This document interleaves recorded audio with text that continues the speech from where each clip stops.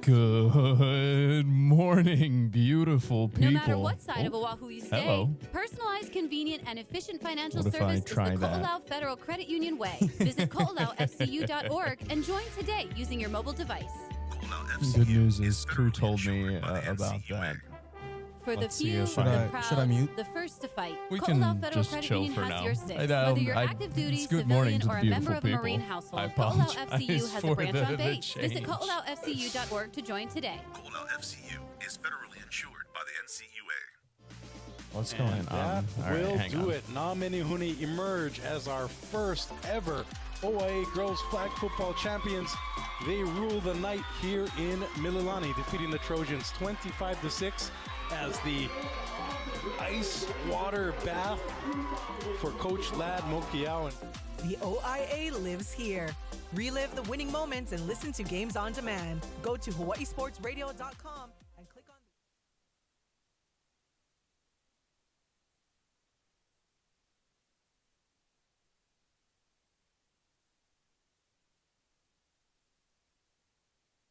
Are you ready for it? Wake up in the den with Ku'ulei Agbayani.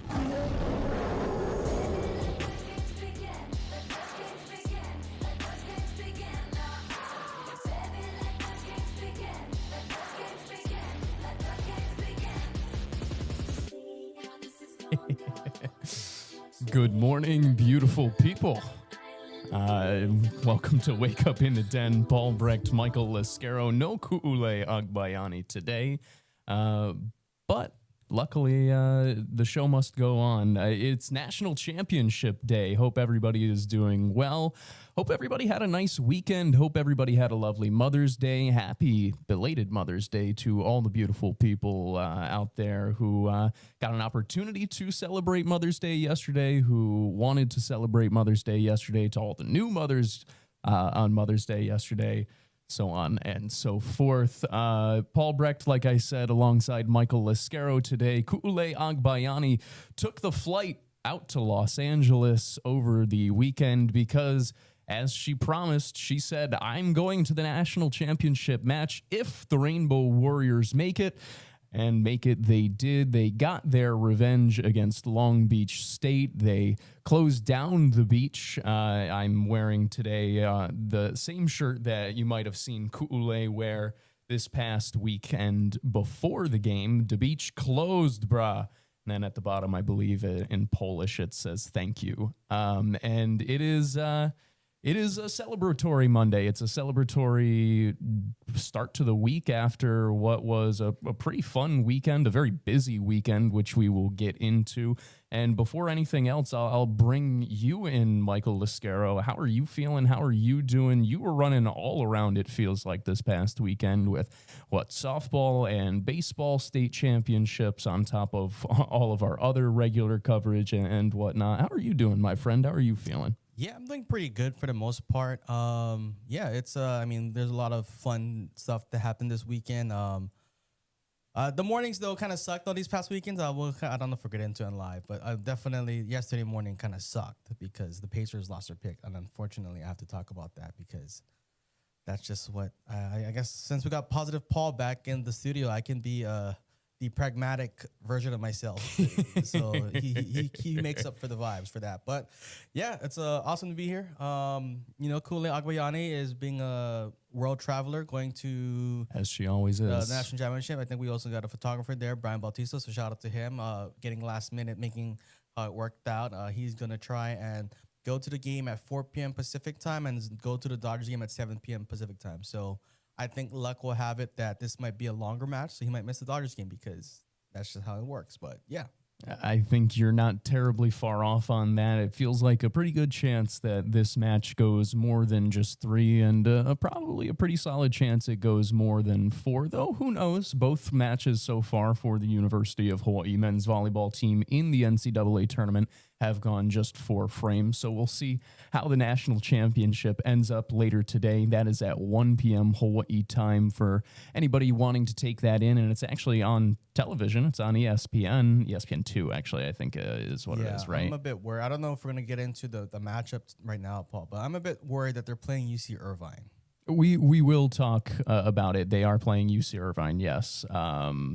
Who they did beat twice during the regular season, once in 5 sets, once in 3 sets. We will get into it a little bit more coming on up. We'll also hear from head coach Charlie Wade and players Kainoa Wade and Finn Kearney, along with getting into other UH conversation. Actually, it gives me a good opportunity to chat about a little bit what we're going to chat about today, where we go through the Hawaii softball season coming to a close. They end up falling in the final of the elimination bracket in the Big West Championship, ultimately falling just short of playing in the Big West Championship match, or Big West Championship game, pardon me. Like I said before, we'll get into those high school state championships a bit, some first-time winners at the state level, which is very, very fun.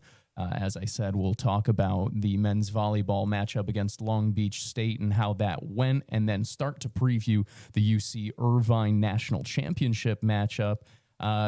Maybe a little bit about Hawaii baseball and their series loss against Davis. We'll see if we have time for that. The NBA playoffs and some draft lottery talk as well, because as you mentioned, some pretty big results from the draft lottery and what was pulled, and unfortunate for your team, and not just your team, a few other teams also dropping on down. So we will talk about that. Well, Paul, your team, you finally had your first time dad, first time mother, and you had your team look dominant to reach the Eastern They're finally Conference good. Finals. It's Yes. crazy. Maybe I need to have a kid too, and then that's when it's first. It solves everything. What can we say? I don't have one on the way, by the way. Not yet. Maybe someday. That I'm eventually. aware of. Yeah. We kind of derailed this conversation already. And then also, we're not going to get fully into it today, but I do want to bring up SB 3263, the NIL bill, just to give an update on that. I'm going to I do want to talk about that though. I'll allow us but to chat. more of a more pragmatic. Yeah, just a small one, just more so because I know our Ku'ulei Agbayani will have plenty to say about that when she returns. So I want to leave that for her to talk about a little bit more in depth. But it's too important for us to just totally gloss over today, I thought. I'm actually, I don't want to say optimistic, but I feel like my take will be a bit more on the, I don't want to say positive side, but the more neutral than Ku'ulei Agbayani. So I like that. That's why I kind of want to get into it. And I don't agree with the witch hunt of like trying to find everyone's alma maters. I don't agree with that. So I mean, I'm not defending the Senators. No, I know what you mean. Yeah. We'll talk about it a little bit more. And then the last thing on my docket that I have is the thing that I actually wanted to start with today, and that is the fact that Hawaii men's basketball announced a plethora of coaching hires, and this past Friday, and actually right after we got off the air, because Hawaii has a tendency to do that, it seems, to Ku'ulei and we'll get right on into it. Obviously, well, we keep saying we should go to 3 hours. This is true, and UH has already thought we have gone to 3 hours, I guess. But getting on into it, like I said, a fun weekend, and it started with that Friday news drop where after the exits of Rob Jones and Brad Davidson, a couple of high-level assistant coaches from last year's Big West Championship winning staff, Hawaii announced 3 additions to next year's coaching staff and also 1 elevation. Gibson Johnson, who was an assistant, now has held, it feels like, every single role you can possibly hold on the coaching staff. He has been named the associate head coach now for the Rainbow Warriors, and it just continues his ascent up, which has been very nice to see. A very strong recruiter, has been the lead recruiter for guys like Tanner Christensen, Isaac Johnson, Hunter Erickson, Tanner Cuff. List goes on and on and on. A nice upgrade for him in terms of title, and just deserved in that sense. But then you bring back a couple of familiar faces in Adam Jacobson and John Montgomery, 2 guys who were both on Ganat's original staff when coming out here to the islands. Jacobson, the original associate head coach for the Rainbow Warriors, an offensive mind. He's spent plenty of years in the WAC, and the past 2 years helping Utah Valley to regular season WAC titles, an offensive guru, quote unquote, that should help ease the loss of Brad Davidson, who was in charge of a lot of the offensive responsibilities last year for the Rainbow Warriors. And then Montgomery, who has also had associate head coach experiences with the Rainbow Warriors, a little bit more of a defensive guy, defensive-minded guy, spent the last 2 years at Long Beach State, and we talked a little bit about it at the time, a little bit more of a family-related move than a professional career-oriented move. And now with the Rainbow Warriors moving into the Mountain West, Montgomery comes back onto staff after 2 years with the Beach and Chris Acker. And then the last hire, Noah Allen, somebody who Rainbow Warrior fans are probably pretty familiar with. One of the best players in the Iran Ghana era, I think, if we're going to be totally fair, a first-team All-Big West selection in his lone season in Hawaii, former UCLA Bruin for 3 seasons as well, has spent the last decade or so playing professionally overseas, and now begins his coaching career with the Rainbow Warriors. He kind of floated around the team and the program towards the second half of last season, towards the end of last season, so this was something that I don't want to say was expected, but when it came down the pipeline, it was like, oh, okay, very, very nice. A very high IQ player during his actual playing days, and now gets an opportunity to join the staff. So filling up the bench after losing a few pretty big names, a few experienced guys on the bench in Brad Davidson and Rob Jones. So to be able to bring in 2 pretty experienced guys, not just in terms of the basketball coaching world, but also in terms of working in Hawaii, I think is nice for Coach Ghana and the rest of the staff. Obviously, also returning a guy like Clay Wilson. You have Juan Munoz and Jake Nishimura as well on the staff, who have all tried to hold down the fort as there have been some movement. But I personally really, really liked the process of these hires. It felt like there was an actual idea and an actual plan going into it of roles that they wanted to bring guys into to make it a little bit easier. I think that they add to the floor of the coaching staff. I'm curious your thoughts on it in terms of bringing back coaches who have seen some experience or seen some success here in the islands before. But obviously people don't always get excited at recycling coaching hires. So from somebody who has been here and watched a lot of basketball before, like, what was your initial reaction to these hires when they came down the pipeline? I didn't really have any initial reaction because, I mean, they were all kind of in quick succession of each other. Yes. Plus, I was in the middle of spending like my entire 10 a.m. to 10 p.m. at the high school baseball tournament. Dude. So on Friday, because there was a quadruple hitter as well as the championship game for Division I softball. But I'm okay with it. I don't really. I mean, Paul, you said I watch a lot of basketball, but for UH basketball, I think you probably watch more UH men's basketball than I did. So I don't really have a neither here. I mean, good for Gibson Johnson. I know he wants to be here to be elevated. I kind of smirked a little when you said he's the lead recruiter because, I mean, he's the lead recruiter for our Utah pipeline. Yeah. But when we get more players that Gibson, then we'll definitely bestow that title. I really haven't delved into the new assistants coming in, whether they be former assistants or former players coming in. But I will say, as someone that has to do photography and videography, as I'm trying to hold in the sneeze, Rob Jones and Rob Jones was the guy that all the photographers and videographers kind of go to when they need a big reaction shot. And Brad Davidson also kind of animated. Sometimes he'll be the assistant coach that the head coach, which is Iran Ghana, has to kind of hey, go back to the bench, so you don't get attacked, right? So to the new assistants coming in, if you want camera time, please oral form with your celebrations because we need that.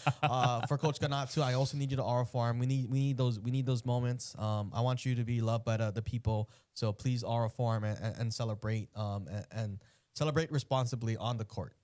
But yeah, should be good for these guys, but Sorry, Pod. Did not expect to be talking about men's basketball in the A block. That's okay. I just wanted to go in terms of chronological type of stuff. Closing up the return of Monty and Jacobson. It's just a lot of experience to the bench, which I do find to be important as they go into a new conference. I'll be quite honest with you. I'm not sitting here expecting the Rainbow Warriors to win the Mountain West next year, but I do think that they should be more competitive than some people are giving them credit for. And if that's going to be the case, that means you need an excellent coaching staff on top of an excellent, roster itself. And these are two guys who I think can help raise the floor. And that is a big reason why I am a fan of these hires personally. I think the hardest thing too with, I guess, formulating an opinion is like, we still don't know the extent of Coach Ganot's contract extension, which they agreed in principle. So it's kind of like, so it's like, unless I know like how long that Coach Ganot's contract is, I know a lot of fans want to know how long that contract is, right? Because let's just be honest, there's people that want him to return, there's people that don't want him to return. So it's kind of hard to gauge the extent of this, right? Like, and if you're into conspiracy theorists, like, you could also look at the loss of Rob Jones and Brad Davis, like, oh, did they just leave for job security because they're not sure if they're going to be retained? So that's more a fair question. That's more where I kind of like, it's hard for me to kind of give a really strong opinion or kind of get into it. And also, it's also because the Pacers lost their pick to the Clippers, so that's why it's kind of like, well, it's kind of hard to gauge the trade, but for Ivica Zubac, because now we don't know. So that's kind of where I'm at with that. I think it's a wait and see type of thing. I can totally understand why you would want to sit here and feel that way. We're going to step aside for a quick break, and when we return, we can get into a little bit of some NBA stuff if you want to vent about that. No, we can push it back. We got to talk about men's volleyball. All right. Well, also men's volleyball. We'll get into that. Men's volleyball, also softball, and maybe a little baseball from over the weekend. Some UH athletics when we return from break. You're listening to Wake Up in the Den on the Hawaii Sports Radio Network and streaming live on the Hawaii Sports Radio app. We'll be right back.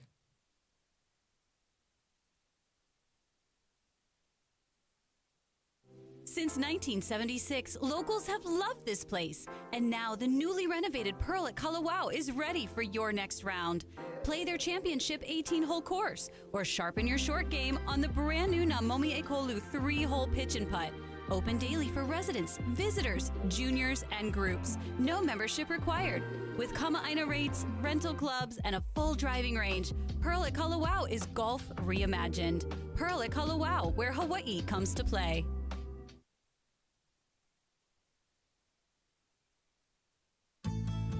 It's National Hospital Week, and Hawaii Pacific Health is proud to recognize our healthcare workers. We're inspired every day by their compassion, their resilience, their commitment to excellence, and their dedication to our community. Every day, our healthcare workers make a true difference in the lives of our patients and their families. A heartfelt mahalo to them for being a part of our team and for helping to create a healthier Hawaii. DSE Hawaii, a proud supporter of OIA Sports on the Hawaii Sports Radio Network, is a locally owned and operated union electrical contracting company. Established in 1988, DSE Hawaii provides services to general contractors, building owners, property management companies, architects, and engineers. Their commitment to the electrical industry is focused on quality, efficiency, and most importantly, customer service and satisfaction. DSE Hawaii, providing quality work in the most efficient manner.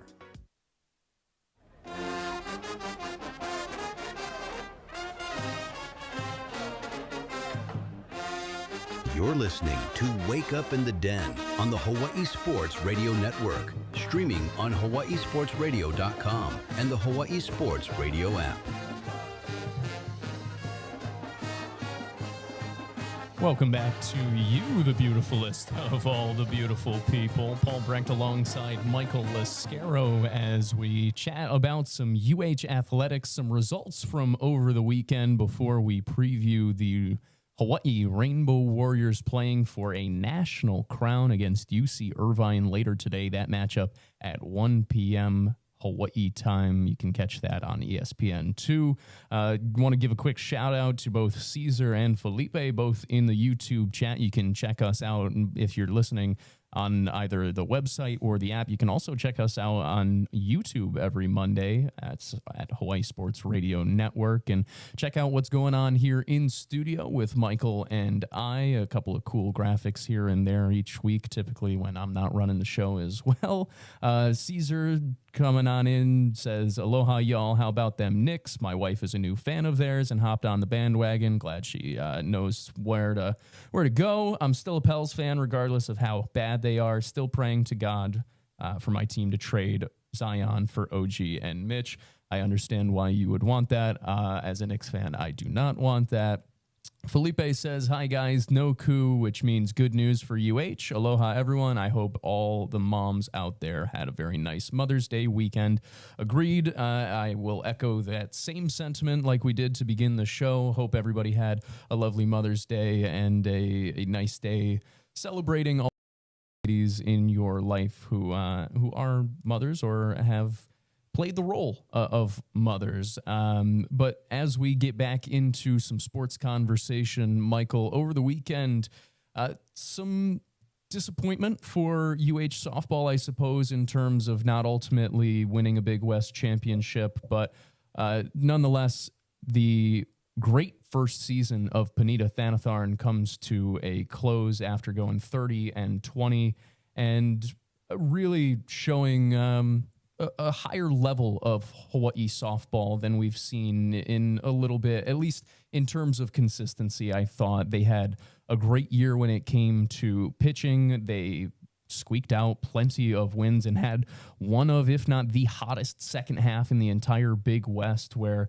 they made that run to becoming the second seed. They win their first game of the Big West tournament against UC Santa Barbara before ultimately getting walked off against Cal State Fullerton, the top seed in the Big West. And then they fall again later that day against UC Santa Barbara in the double elimination to see their season come to a close. But just some initial thoughts from you, Michael, on Coach Panita Thanatharn's first season at the helm, leading the Rainbow Wahine as they transitioned from the longtime leadership of Coach Bob Coolin to a new era. One more time, they go 30-20 overall and 21-6 in conference in Panita Thanatharn's first year. From where I stand, I don't know if you can really ask for much more in year one from a brand new head coach and from a brand new coaching staff. I thought they did a great job coming on in and making the young women feel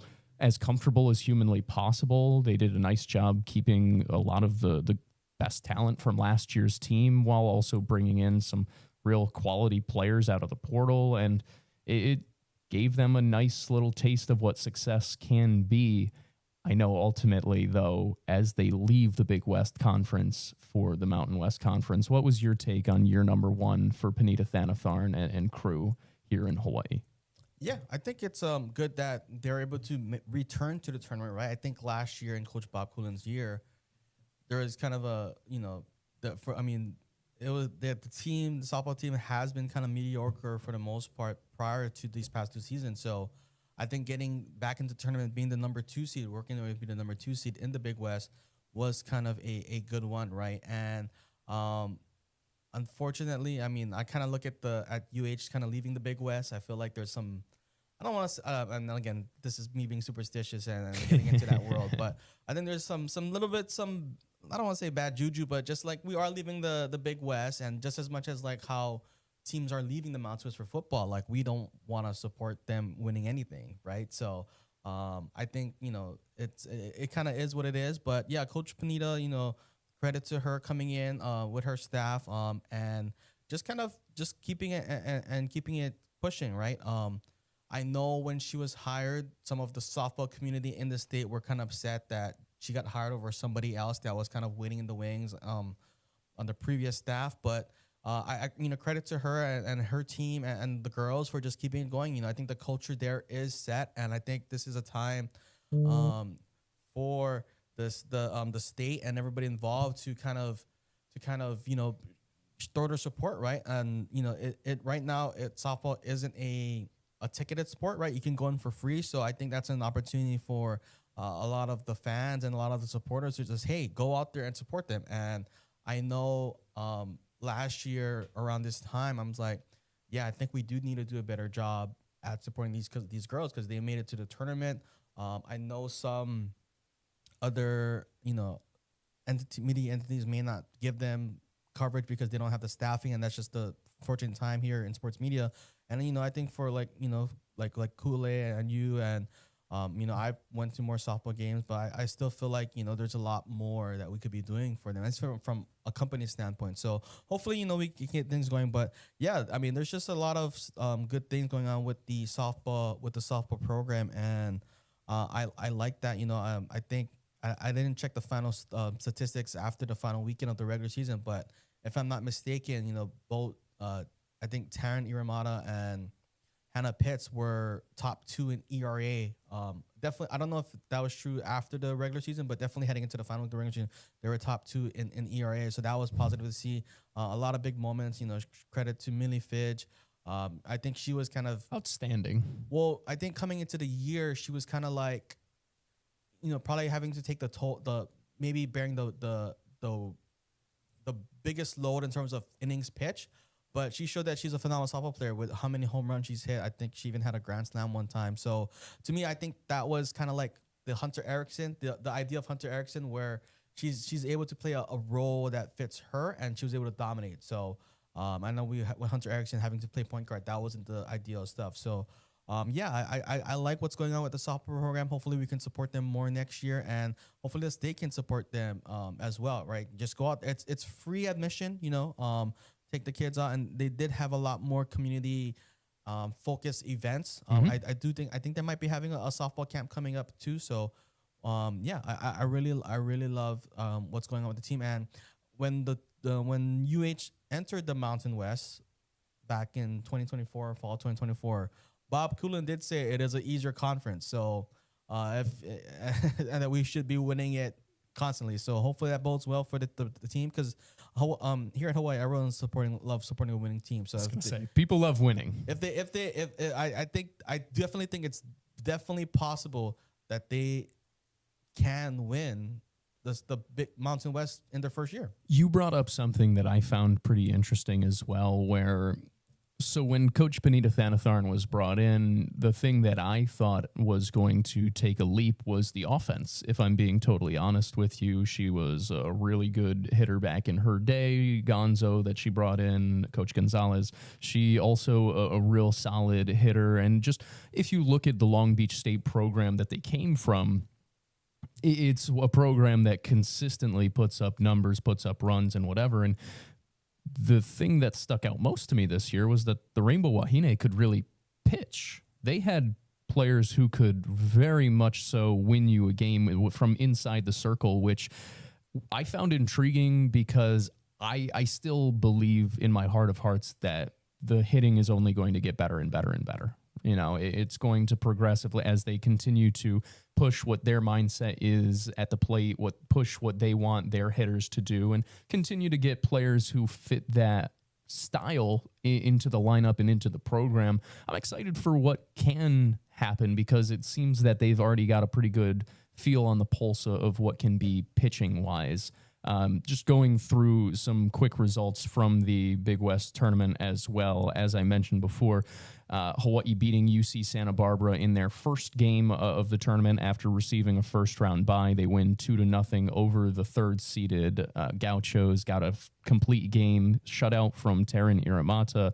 Phenomenal performance by her. Followed it up the next day with a 6-4 loss against top-seeded Cal State Fullerton, who was also the host of the tournament. I will say about the Cal State Fullerton one, it was a Hawaii local girl that I'm glad you bring that up. So it stings. Kobe McClintock, I've seen her play like twice in person, I think 2 years ago or 3 years ago, and then this year. So if it had to be somebody, at least it was somebody from Hawaii. Even when we lose, we win is what I'm hearing right there. UC Santa Barbara bounced back in the elimination bracket with a 13-10 victory over Long Beach State. to set up a rematch against Hawaii later that night after Hawaii had lost, and Hawaii ultimately falls 8-6 in the rematch against the Gauchos, and the Gauchos go on to play Cal State Fullerton in the championship game. And Cal State Fullerton, who had 2 chances to win 1 game, only needed 1 chance to win 1 game. They win 1-0 over the 3rd-seeded Gauchos to claim the Big West championship after claiming the Big West regular season championship as well. So Fullerton, who has been long the best team in the conference this season, proves that they are the best team. Before we go any further, I want to let you hear from head coach Panita Thanatharn and a couple of the players from following that unfortunate loss and the conclusion of their season, as Sierra Yamamoto, Hannah Pitts, and coach Panita Thanatharn spoke to the media following that Big West tournament loss. Here it is. Yeah, tough one. Like I told the girls, like their battle, like their fight just wasn't our day today.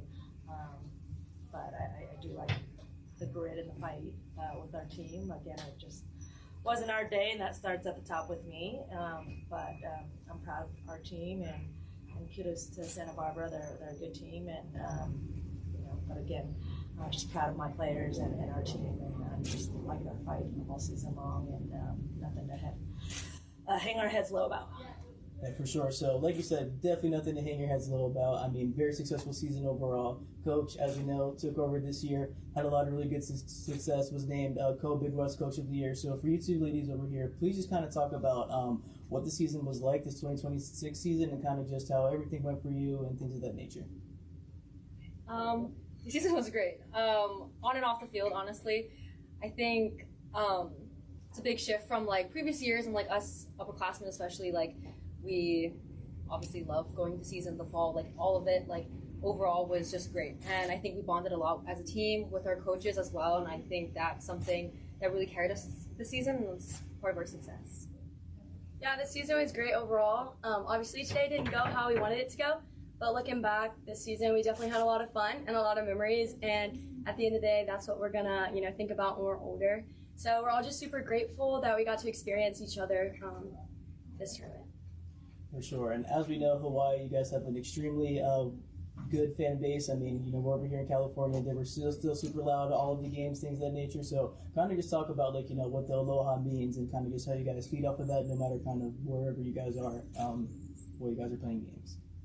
Yeah, it's amazing, truly, that our parents and, relatives that were able to travel, whether they're from California or Hawaii, it's truly a blessing. And I think there really is no such thing like playing in front of them and representing Hawaii on our chest. It truly means everything to us. And having them with us, good or bad, they love us at the end of the day, and they always make us feel loved. And I think that's something that we really appreciate as a team. For sure. And then, as you two said, upperclassmen. So, what are you guys kind of looking forward to in terms of just obviously you guys are upperclassmen, but still have some younger student athletes on the team. So, kind of just talk about the impact that you're going to leave and how you're kind of inspired them moving forward. I think as a senior class, we were a pretty big senior class. That there's a lot of potential in the underclassmen. You saw it at the tournament. You saw it all season. Everyone's so talented, and with the chemistry that this team has, I think that they'll go on and do big things next year as well. And that was senior Sierra Yamamoto, Hannah Pitts, and head coach Panita Thanatharn following their 8-6 loss against UC Santa Barbara in the elimination final, or the elimination bracket final of the Big West tournament. And as you heard there, a decently sized decently sized senior class, and an important senior class as well for Hawaii. Ellie Sinziri, Millie Fidge, Mason Gibbs, Larissa Goshi, Karis Murakami, Hannah Pitts, and Sierra Yamamoto, all amongst the graduating players for Coach Panita Thanatharn. So plenty of contributors graduating from this year's squad. We'll see if the transfer portal sends any other players out, but while there is certainly a pretty good foundation to build off of, I would also sit here and think that Coach Panita Thanatharn and her staff are looking to add some impact players of their own through the portal because of the loss of those 7.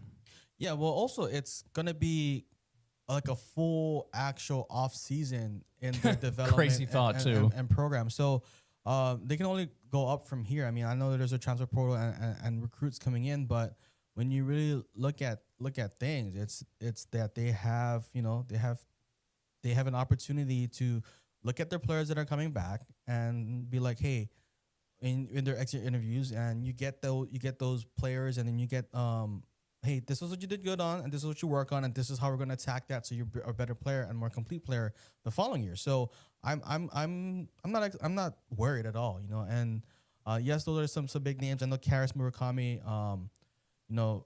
shout out to her, former Marino player. She was playing multiple positions this year because of some injuries. I think she was playing at third, she's playing at second. So that definitely, that switch infielder, so to speak, you're definitely going to need someone to replace that role, or you can just also build depth where you have somebody at second and then you have somebody at third. And so, yeah, I'm not too worried about that.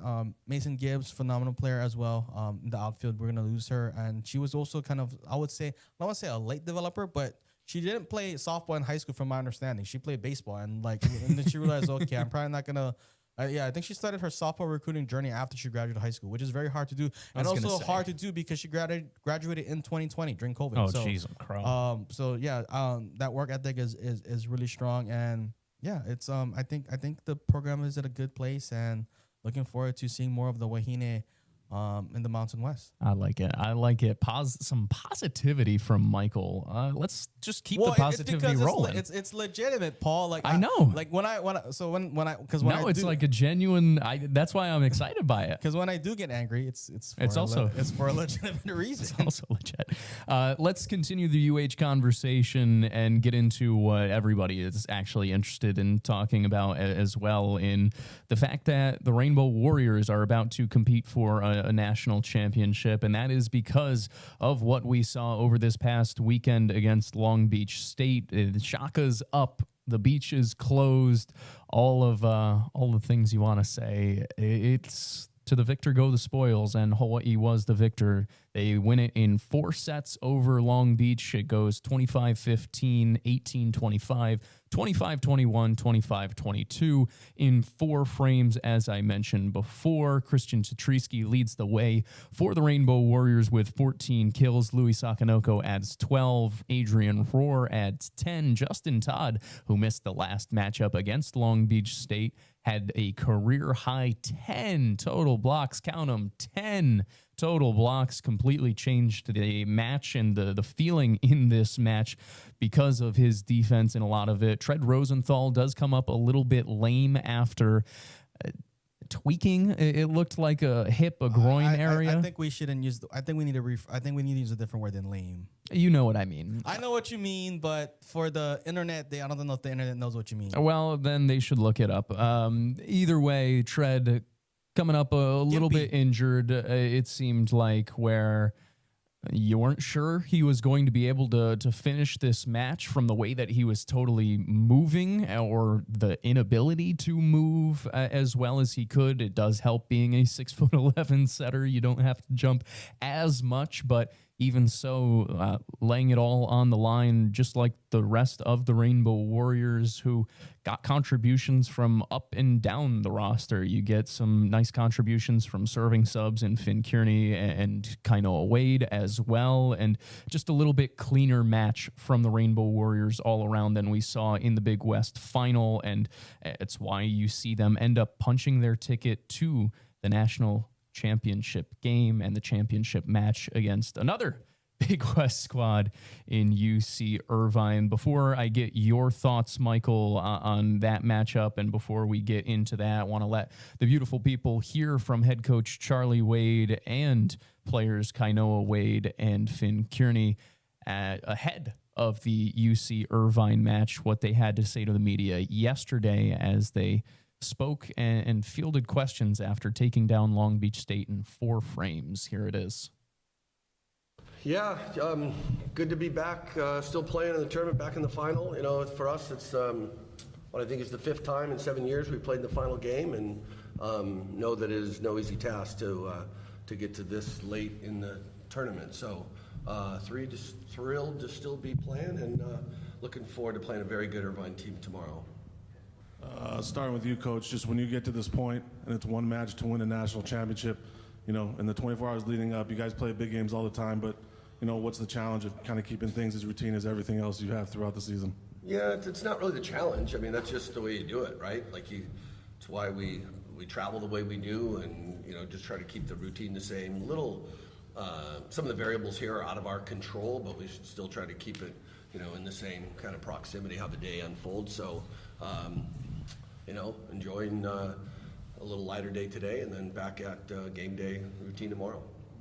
And then for the two players, you guys have played a huge role for the team this year, coming off the bench, serving. Can you just kind of talk about how you've kind of grown into that this year and just what maybe the challenges are for you guys to kind of stay warm and be ready every time you go out there to do what you need to do? Yeah, I mean, we played a lot of high-level volleyball in our entire lives, so we're built for this moment, and being able just to go in and serve whenever the team needs us to step up, it's an honor. Obviously, I just want to help the team in any way possible, either being the opposite or just coming in and serve whenever. I'm ready to go all the time. Obviously we've been through a year of doing the same role, and it's not an easy one for sure, especially mentally and physically, being warmed up and then cold and then back into serve. But it's something you learn, and I think we both are very experienced volleyball players as well, and have been in different positions our whole career. So just always ready for it. For both you guys too, just how would you compare the rivalry to Long Beach State with the rivalry to UC Irvine? I'd say there's definitely a little difference in it. Irvine's, say, on the nicer side, and the rivalry, I'd say. I mean, Long Beach, they rattled some cages the last time we played them. So, but obviously, it doesn't matter who we're playing on the other side of the court. We're going to give it our all the time. Doesn't matter if it's shot goes up, shot goes down. It's ready to go. It's go time. Yeah, I think he spoke well for both of us there. It's definitely less chirpy, less hatred, but it doesn't matter who's on the other side of the net. I think we're just ready to go. Kainoa, for you, serving runs in sets 3 and 4 last night, especially that set 4.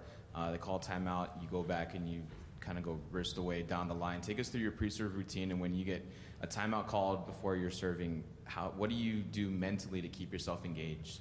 Yeah, I don't know if I should say this out loud, but I kind of like it when the coach calls a timeout because it gives me a little more time to breathe and stuff like that. So, but yeah, no, when I'm going back to serve, I'm at the point where I got the green light, so I'm ready to go. I got a lot of confidence when I'm back there, so I'm just going through what I've done my whole life. Served probably tens of thousands of balls in my lifetime, so it's clockwork at that point.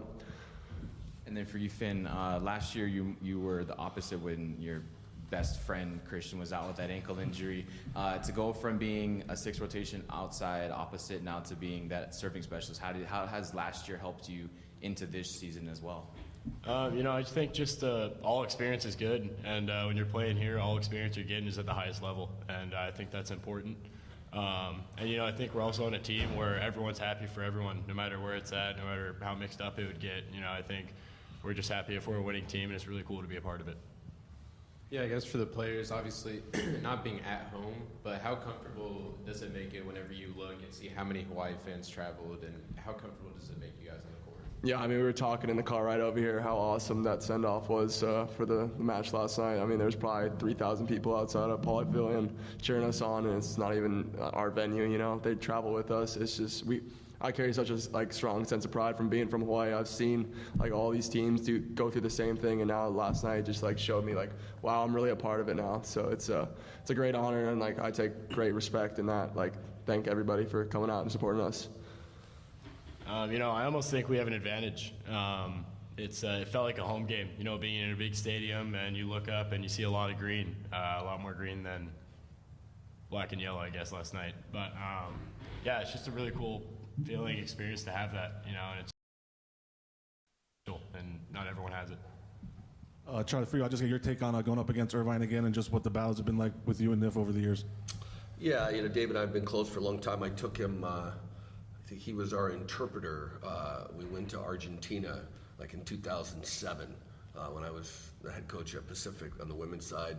And just a guy that, I've been friends with, and we talk pretty regularly throughout the season.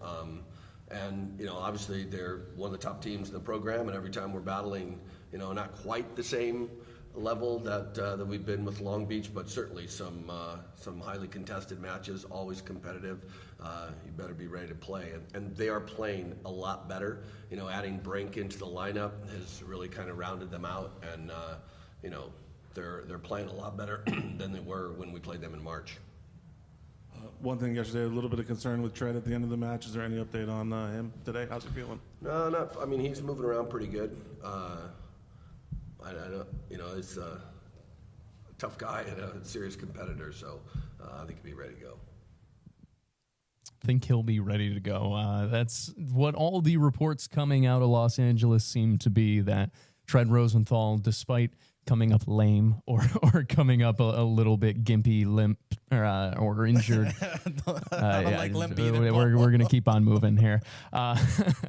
Despite appearing to suffer an injury, he will, by all accounts, play today. Obviously, the son of a former NFL player, and he's just like a college athlete in general, relatively tough guy. Also, national championship day would kind of take anything and everything to keep him out of this match, and any player out of this match, I would imagine. Yeah, anytime Tread looks like he gets hurt on the court, I'm not worried, because he just gets up. Like, I've seen it happen. I think the first Long Beach match, like, he looked like he was injured. I think so, yeah. But then he looked phenomenal after that injury. He was great. I can't remember. I think it was the match after the UCLA, the Sunday match, that he came up to at San Sheriff, where he at the Outbreaker, where he kind of got. I kind of was a bit worried for him. It looked kind of major, but he got back up and looked fine. So major. I think Tread will be fine. I also have confidence in Magnus, you know. But also, I kind of touched on briefly after senior weekend, but that Vladimir Kuber back set to Tread Rosenthal, that was amazing. So, you know, if they do need to kind of mix and match and tinker out some things, I mean, because to me, and I think, you know, Tread Rosenthal is just a phenomenal volleyball player in period. Like, he could play pretty much any position, but he's playing setter. So, I'm not too worried about that. I think the one thing I do want to give the flowers to is Justin Todd with his 10 blocks. I was going to say, I want to get your actual take on the match itself against Long Beach, because you've been somebody who's been pretty tuned in all year, I think, with men's volleyball, whether it's their ups and downs. So I was curious from your takeaways of this match, just because it was a pretty impressive showing, I thought, from where I stood. Yeah, well, he didn't play against Long Beach in that Big West final, if I'm not mistaken. And,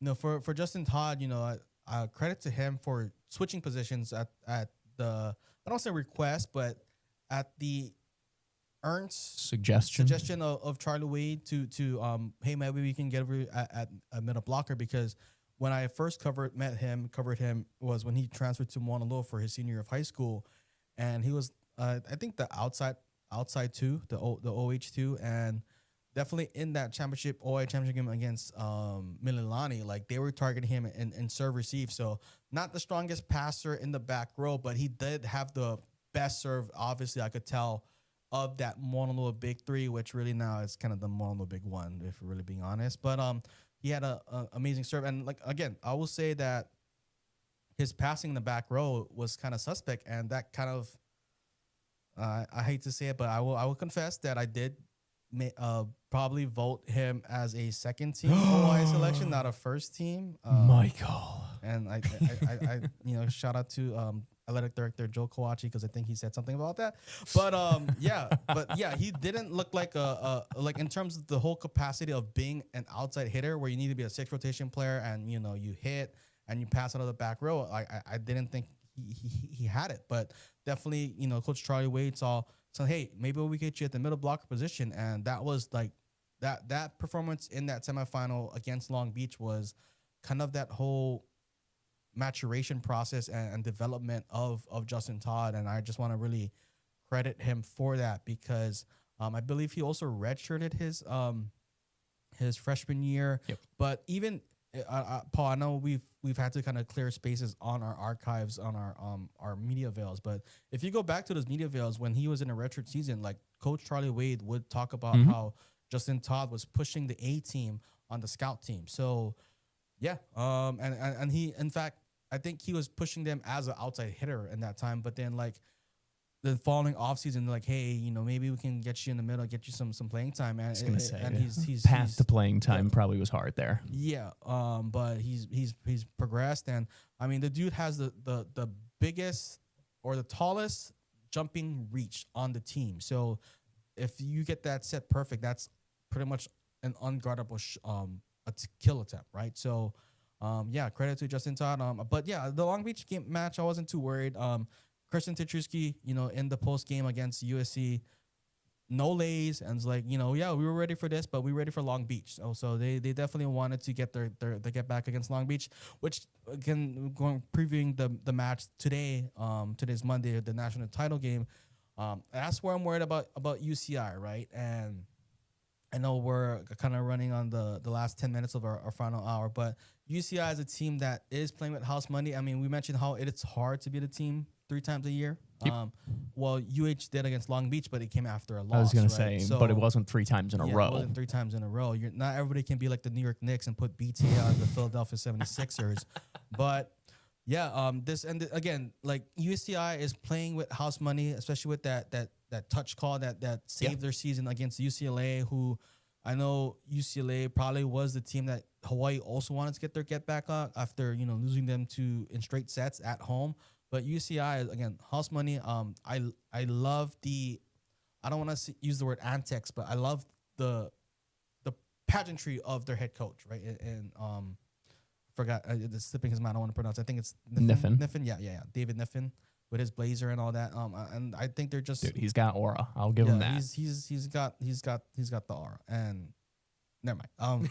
But yeah, this is gonna be a good team. And here's the thing, right?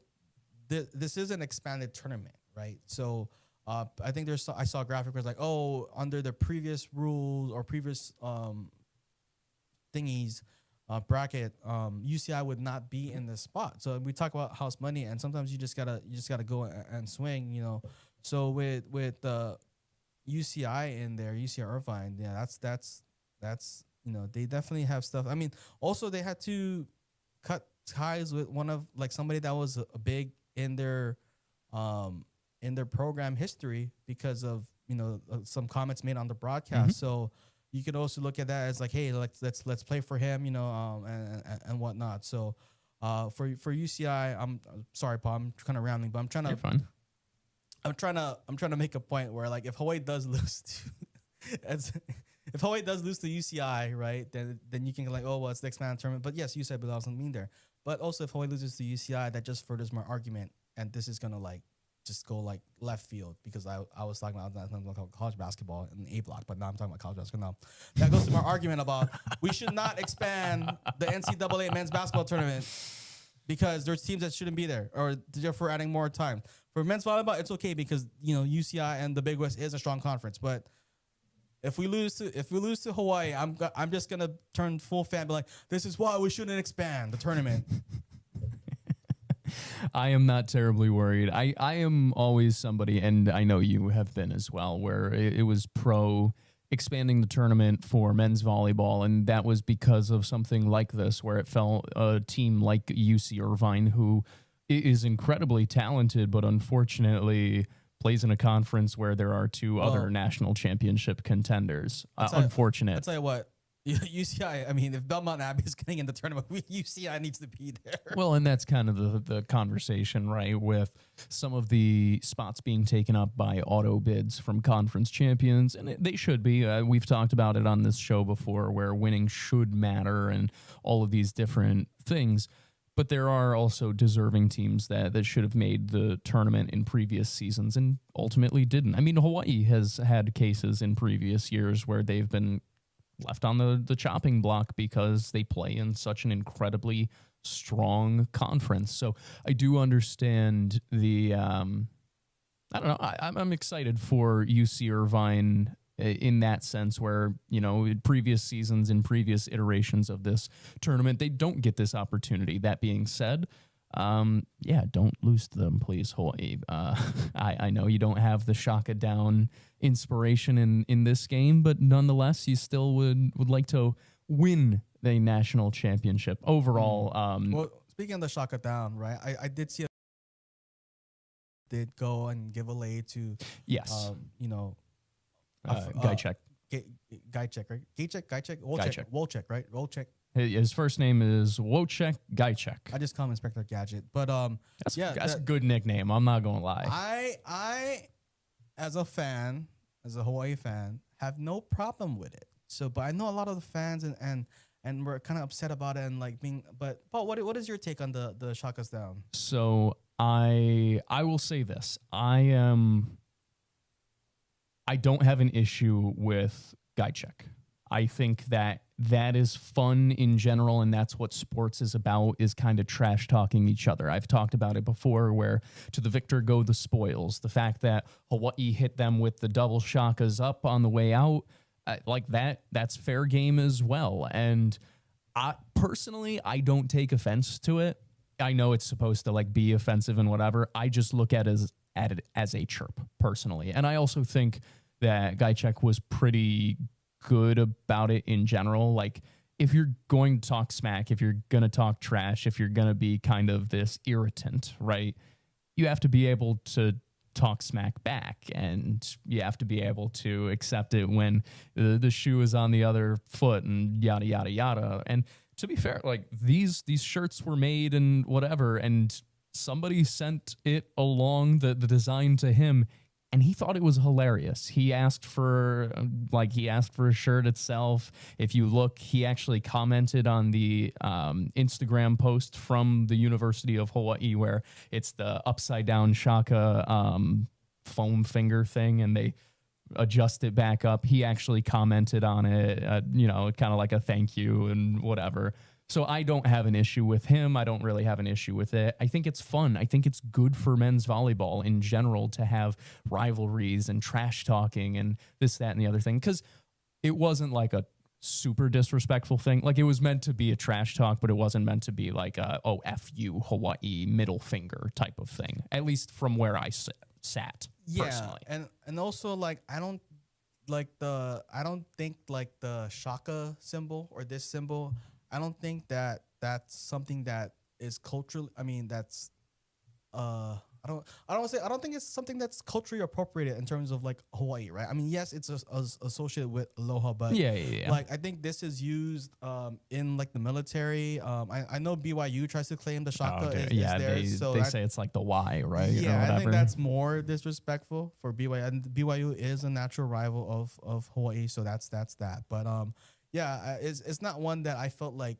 disrespected by, because, I know it's a symbol, it's a hand signal. Like, I think this is also something that's used in sign language. It probably has to have a meaning in sign language. So, yeah, it was not one where I felt vitriol. I think Ku said it, where it felt like the Devin Tillis going like this in basketball a couple of years ago for UC Irvine felt more disrespectful than the shaka down. Yeah, I mean, but here's the thing, right? Like, okay, so in football now, right?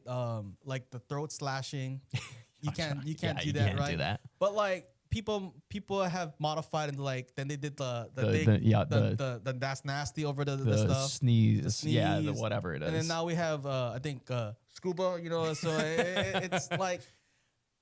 I don't know. I don't view it as disrespectful, but I also think we need to kind of adapt with the times a little bit, our fan base, and not get so butthurt over everything, because this is what helps grows the game, right? I mean, I hate to say it, but any press is good press, right? So no, unironically, this is about growing the game. It creates storylines, and it creates an opportunity to talk about the sport more and a rivalry a little bit more. Pushing up against the top of the hour here, so we're going to have to step aside for a quick break as well. But when we come back, we'll continue our conversation more. We've got to talk some high school state championship results. We've got to update the beautiful people a little bit about a certain NIL Bill's result, which I'm sure a lot of people already are aware of. We'll talk some NBA stuff as well, and probably get a little bit more into some men's volleyball before we get out of here. But For now, going to step aside for our top of the hour break. Don't go anywhere. You're listening to Wake Up in the Den on the Hawaii Sports Radio Network, streaming on hawaiisportsradio.com and on the HSRN app, or come catch us live on YouTube today. Michael and I hanging out in the studio. We'll chat with you in a little bit. We'll be right back after the break.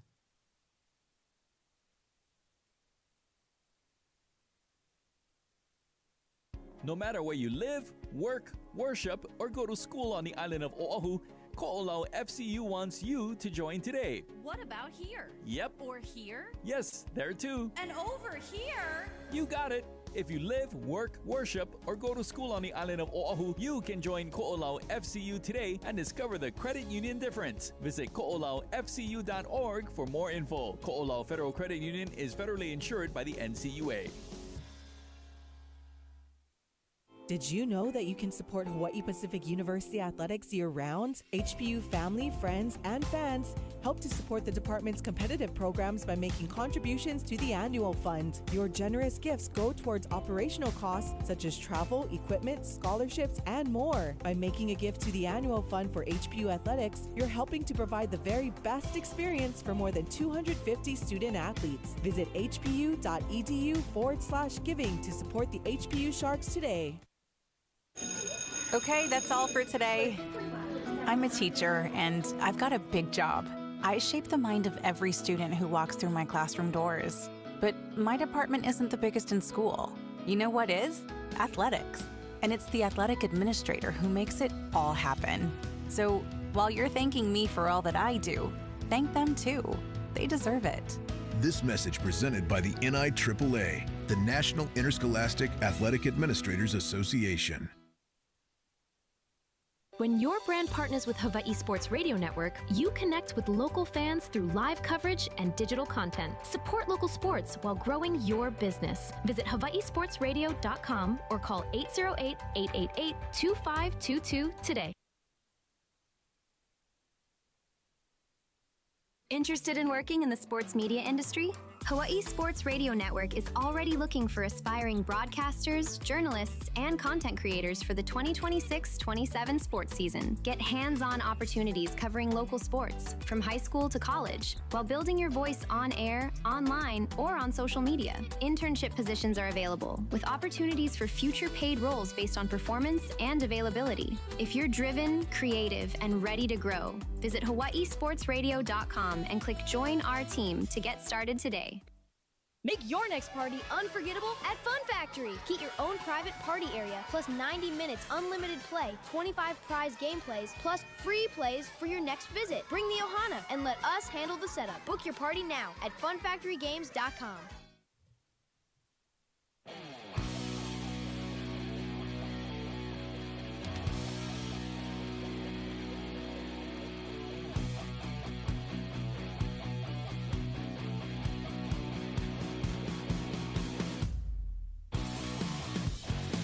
Welcome back to hour number 2 of Wake Up in the Den. Paul Brecht alongside Michael Lascaro here on the Hawaii Sports Radio Network, streaming on the Hawaii Sports Radio app and online on hawaiisportsradio.com. Also streaming live on our YouTube channel at Hawaii Sports Radio Network. Appreciate anybody joining us anywhere you may be taking us into your ear gates today, or any day that you like to tune on into the Hawaii Sports Radio Network. Chatting a ton of UH athletics in hour number 1. A big conversation about the men's volleyball results from this past weekend as Hawaii takes down Long Beach State in the national semifinal in 4 sets to punch their ticket into the national championship game. We'll look for a 3rd national championship under head coach Charlie Wade and continue what has been a real just dominance of the sport over the past half decade, especially, and I'd like to do that with another crown against their arch rival, or one of their arch rivals,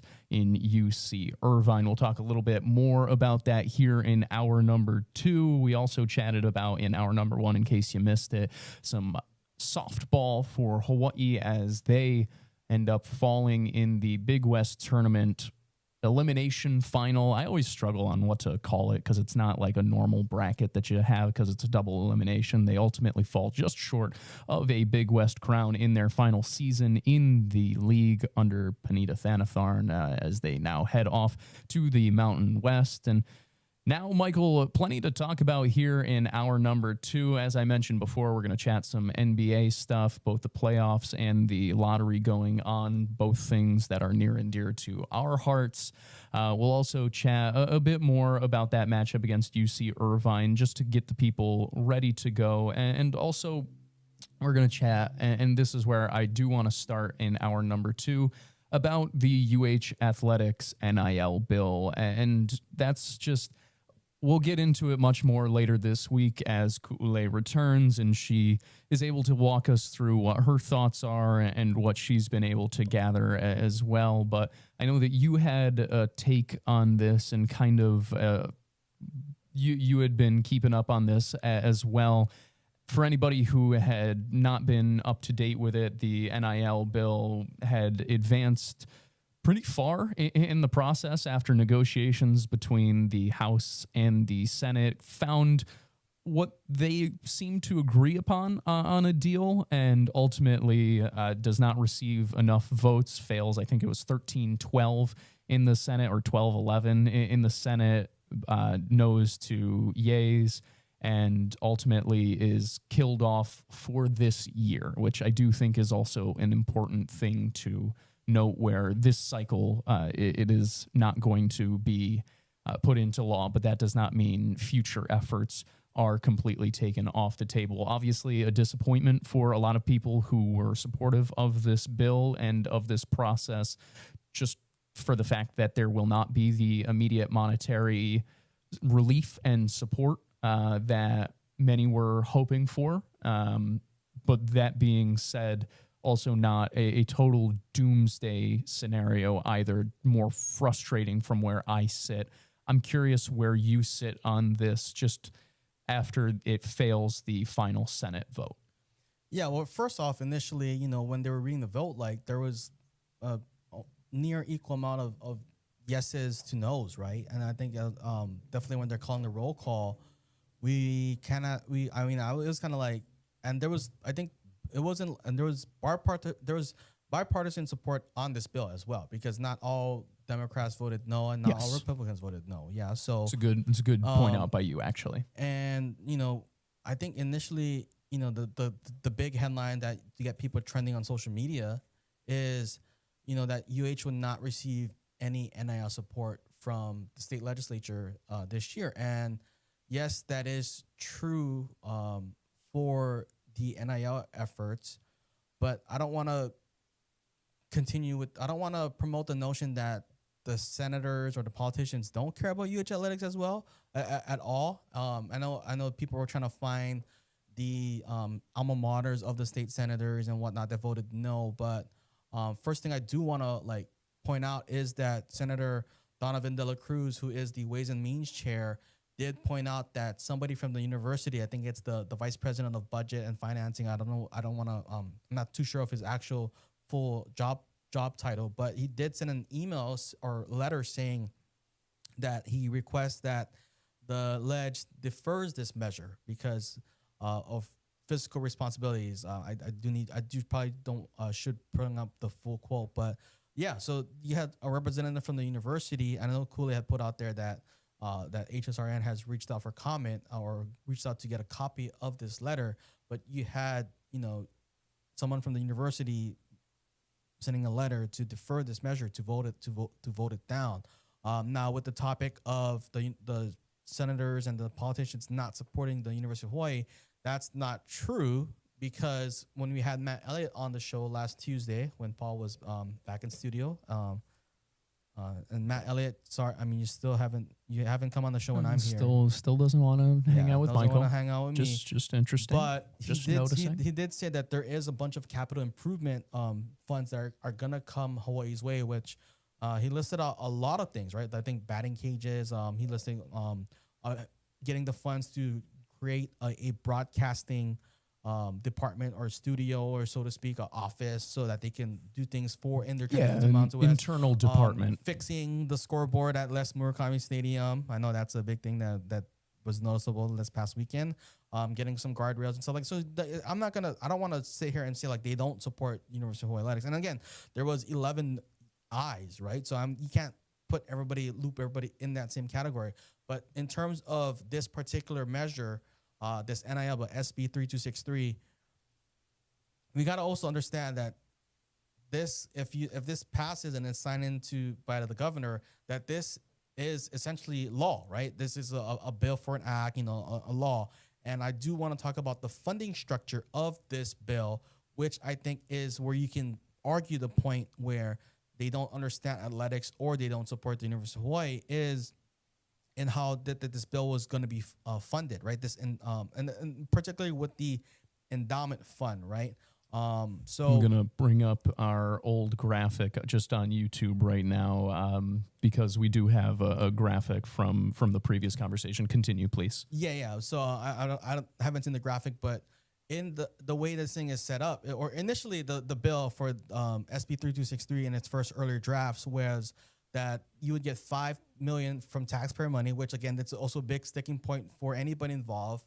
Again, if you say should taxpayer money be used for this, everyone's gonna say, majority of people will say no. But initially it was gonna be $5 million for taxpayer money that's appropriated by the legislature, with $5 million that the University of Hawaii was gonna put in themselves, right? And again, when the initial ask for the department and Matt Elliott was $5 million as a foundation for this upcoming year, so that they don't have to, I'm not saying they're going to stop fundraising, but they're going to keep on pulling that back up, right? But the final draft of the CD1 of this draft in this endowment, so it had so in terms of taxpayer money, initially it was going to be $5 million, right? But in this bill, it only $2.5 million was going to be appropriated by the legislature, right?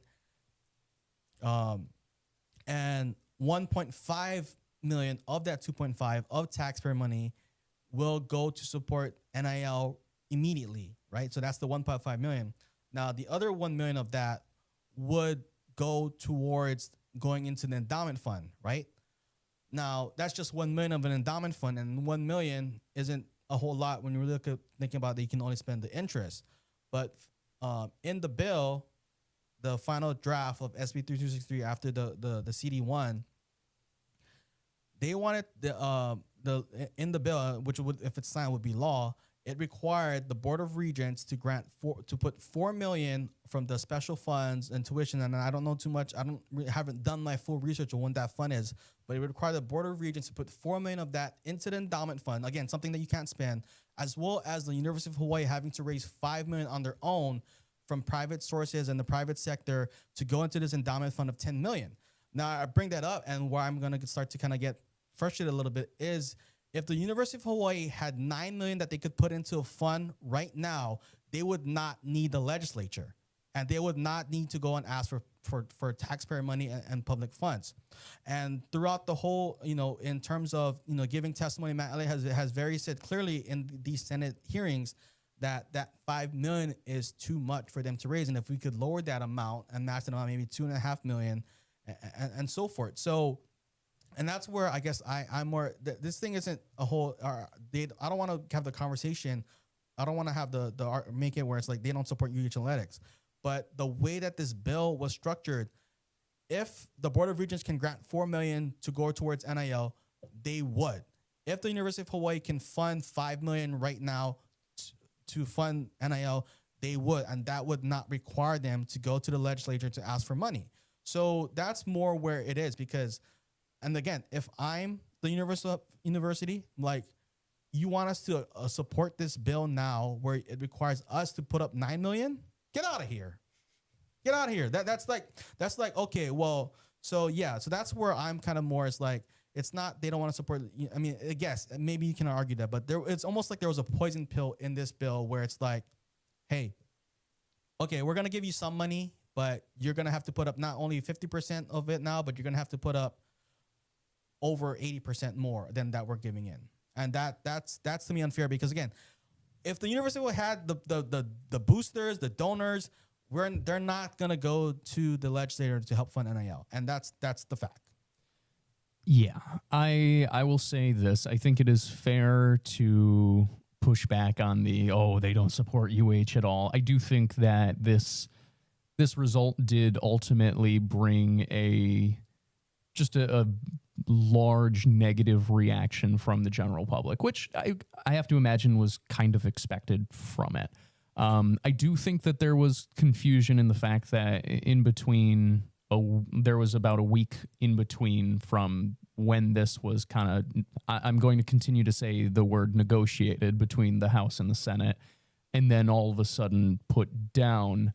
I do understand why the confusion comes from that as well for all the beautiful people, for the Hawaii fan base. And that's why I put it out there on social media that I was glad that, Ku'ulei and HSRN and you have stayed on this, and that they are we're requesting a copy of the letter, just for the matter of, I'm curious of when that letter is from, because if it's not in public record, it could be a previous letter. Is it something that it's a different structure that is just used as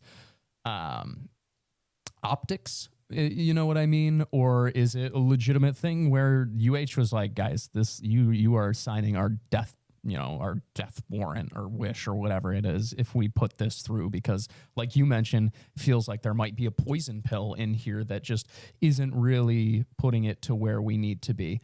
I am curious how it continues to go out, just for the matter of it felt like it was trending towards passing, and then all of a sudden for it to fail on such a close vote, it was a little bit of a whiplash from where I sat, I thought, personally. Well, I'll say this, and it's going to make me look like a bad guy, but in the final draft of SB 3263, the final draft of SB 3263, I do not support. Wow. I do not support. I do support getting NIL funds for our student athletes and the University of Hawaii, but the way that the final draft was constructed, I do not support, because that's like, again, if the university had $9 million that they could just put into endowment fund right now, we're winning the Mountain West. We might even want to go into like the Power 4 schools, right? Because that's getting in there. So yeah, the final way it was set up, and Paul, to your point about, it seemed like a week ago it was trending that way. I mean, sure, right? If the senators can definitely, not have to foot the bill for the most part of the bill, yeah, I would say it's a win-win, but for the University of Hawaii and the way that these conference meetings work, right? Like even when we're trying to watch it, like it only lasts like 5 minutes, and they've meeting like maybe four or five times where it just lasts 5 minutes, and like these drafts are, kind of worked on behind. I guess it is work behind closed doors. And I know Representative Garrett kind of posted on his Instagram like, "Hey, with minutes to spare, we got this passed to go where it can be read on the House floor as well as the Senate floor, right?" And they needed to get something just so it can be before the Senate floor, right? So obviously, when you're trying to get things done, I don't want to say they were procrastinating, but when you get things done last minute, sometimes there's some things in there that you kind of, I don't know if I want, I don't know if I like this, right? But you kind of have to get it there just to meet the deadline. And University of Hawaii probably got wind of it and is like, this does not make sense for us fiscally, because again, if they had that money, if they can just grant $4 million from the Board of Regents, of course, Board of Regents also, again, here's the thing, right? In the bill, it says the Board of Regents has to grant this money. Well, the Board of Regents also has to operate under a sunshine law, and they can't have a vote 7 days. They can't set up a meeting 7 days to discuss about this because of the sunshine law. So it's a very, I didn't like how the bill ended, but yeah, I do support NIL, but will say the positive thing though is that it was shot down in a very close vote, right? And that means that this conversation for NIL is still going to progress. It's probably going to get brought up again in the following session, right? And that's kind of how bills do, right? I think this year we had the naming rights bill and the billboard bill about the Aloha Stadium and whatnot. That was shot down last year due to some language apparently by Glenn Wakai. He said in the board, the Stadium Authority. Our best friend. But yeah, so I'm not too worried. But yeah, it's just I didn't like how the final version of the bill I did not support, and that's why I think the University of Hawaii sent a letter allegedly. But yeah, I would not support that because if we had $5 million to put in the endowment fund, if we could just take $4 million from the special funds, we would not go to the ledge for this money. Period. I don't know, so I'm not going to speak on that side of it, but I do know that it was a little bit disappointing just from the momentum that had been building up. It's a conversation that is more than certainly going to continue, as you pointed out. It's dead for this session, but does not mean it's dead forever, does not mean it cannot be revisited in the future, cannot be rewritten, cannot be worked on further. There is a lot more to discuss when it comes down to it, and I am curious what that conversation looks like. We'll continue discussing it on this show as well when our Ku'ulei Agbayani returns from her trip to the continent, which she made there out to Los Angeles for today's national championship game, which I do want to bring back up one more time. Also, just because we got a text about it. You and I were chatting a little bit about if Shaka Down was disrespectful or if it was like offensive or something like that to close out the first hour. We got a text. In my opinion, the Shaka Down was hurtful because it is a cultural symbol, unlike the Horns Down is a school symbol. Shaka was originated from the plantation days, from the immigrants, according to historians. And that, like I said before, from where I stood, it wasn't necessarily one that I took as like a big personal shot, as like a cultural thing more than just like a chirping. But I also don't poo-poo anybody who might feel one way or another about it, where if it is something that you're just extra angry about, I understand it, because also the team itself used it as motivation. So more than welcome to feel as any way that you'd like. Same texter goes, politicians are like car salesmen. It's all bait and switch, then quid pro quo. No more freebies from UH to the terrible 12, which does make me chuckle because, yes. In general, like I said, we'll continue that conversation as the week progresses. Want to get back more into a little bit of the conversation as we had a ton of high school athletics over the weekend, Michael, and you were out at a large majority of these games, it feels like. We'll start out on the diamond, if that's all right with you, where we'll talk some baseball to start. Honoka'a wins the Division II state championship. That's, from what I found, their first state title ever in baseball, and also first time they had made it to the state championship game in baseball, from what I was able to find. 3-0 victory over Damien denied the Monarchs of their fourth Division II crown over the past 5 years. Two first inning runs gave the cushion that Honoka'a needed for this game, and Josiah Napoleon Umeda was named the most outstanding player for the entire state tournament. He goes a full 7 innings, allows just 3 hits. He was phenomenal for the Dragons in this one as he throws a shutout. He had 15 strikeouts in 2 appearances over the state tournament. So just phenomenal for Honoka'a as the Dragons step up and win their first Division II baseball title ever. And then in Division I, we also got a first-time winner as Mililani walked off Pac-5 1-0. Koa Marzo Jr., the UH signee, had an RBI single over the head of the third baseman, a high chopper that scored Jake Nishimoto for the winning run in the bottom of the 7th inning.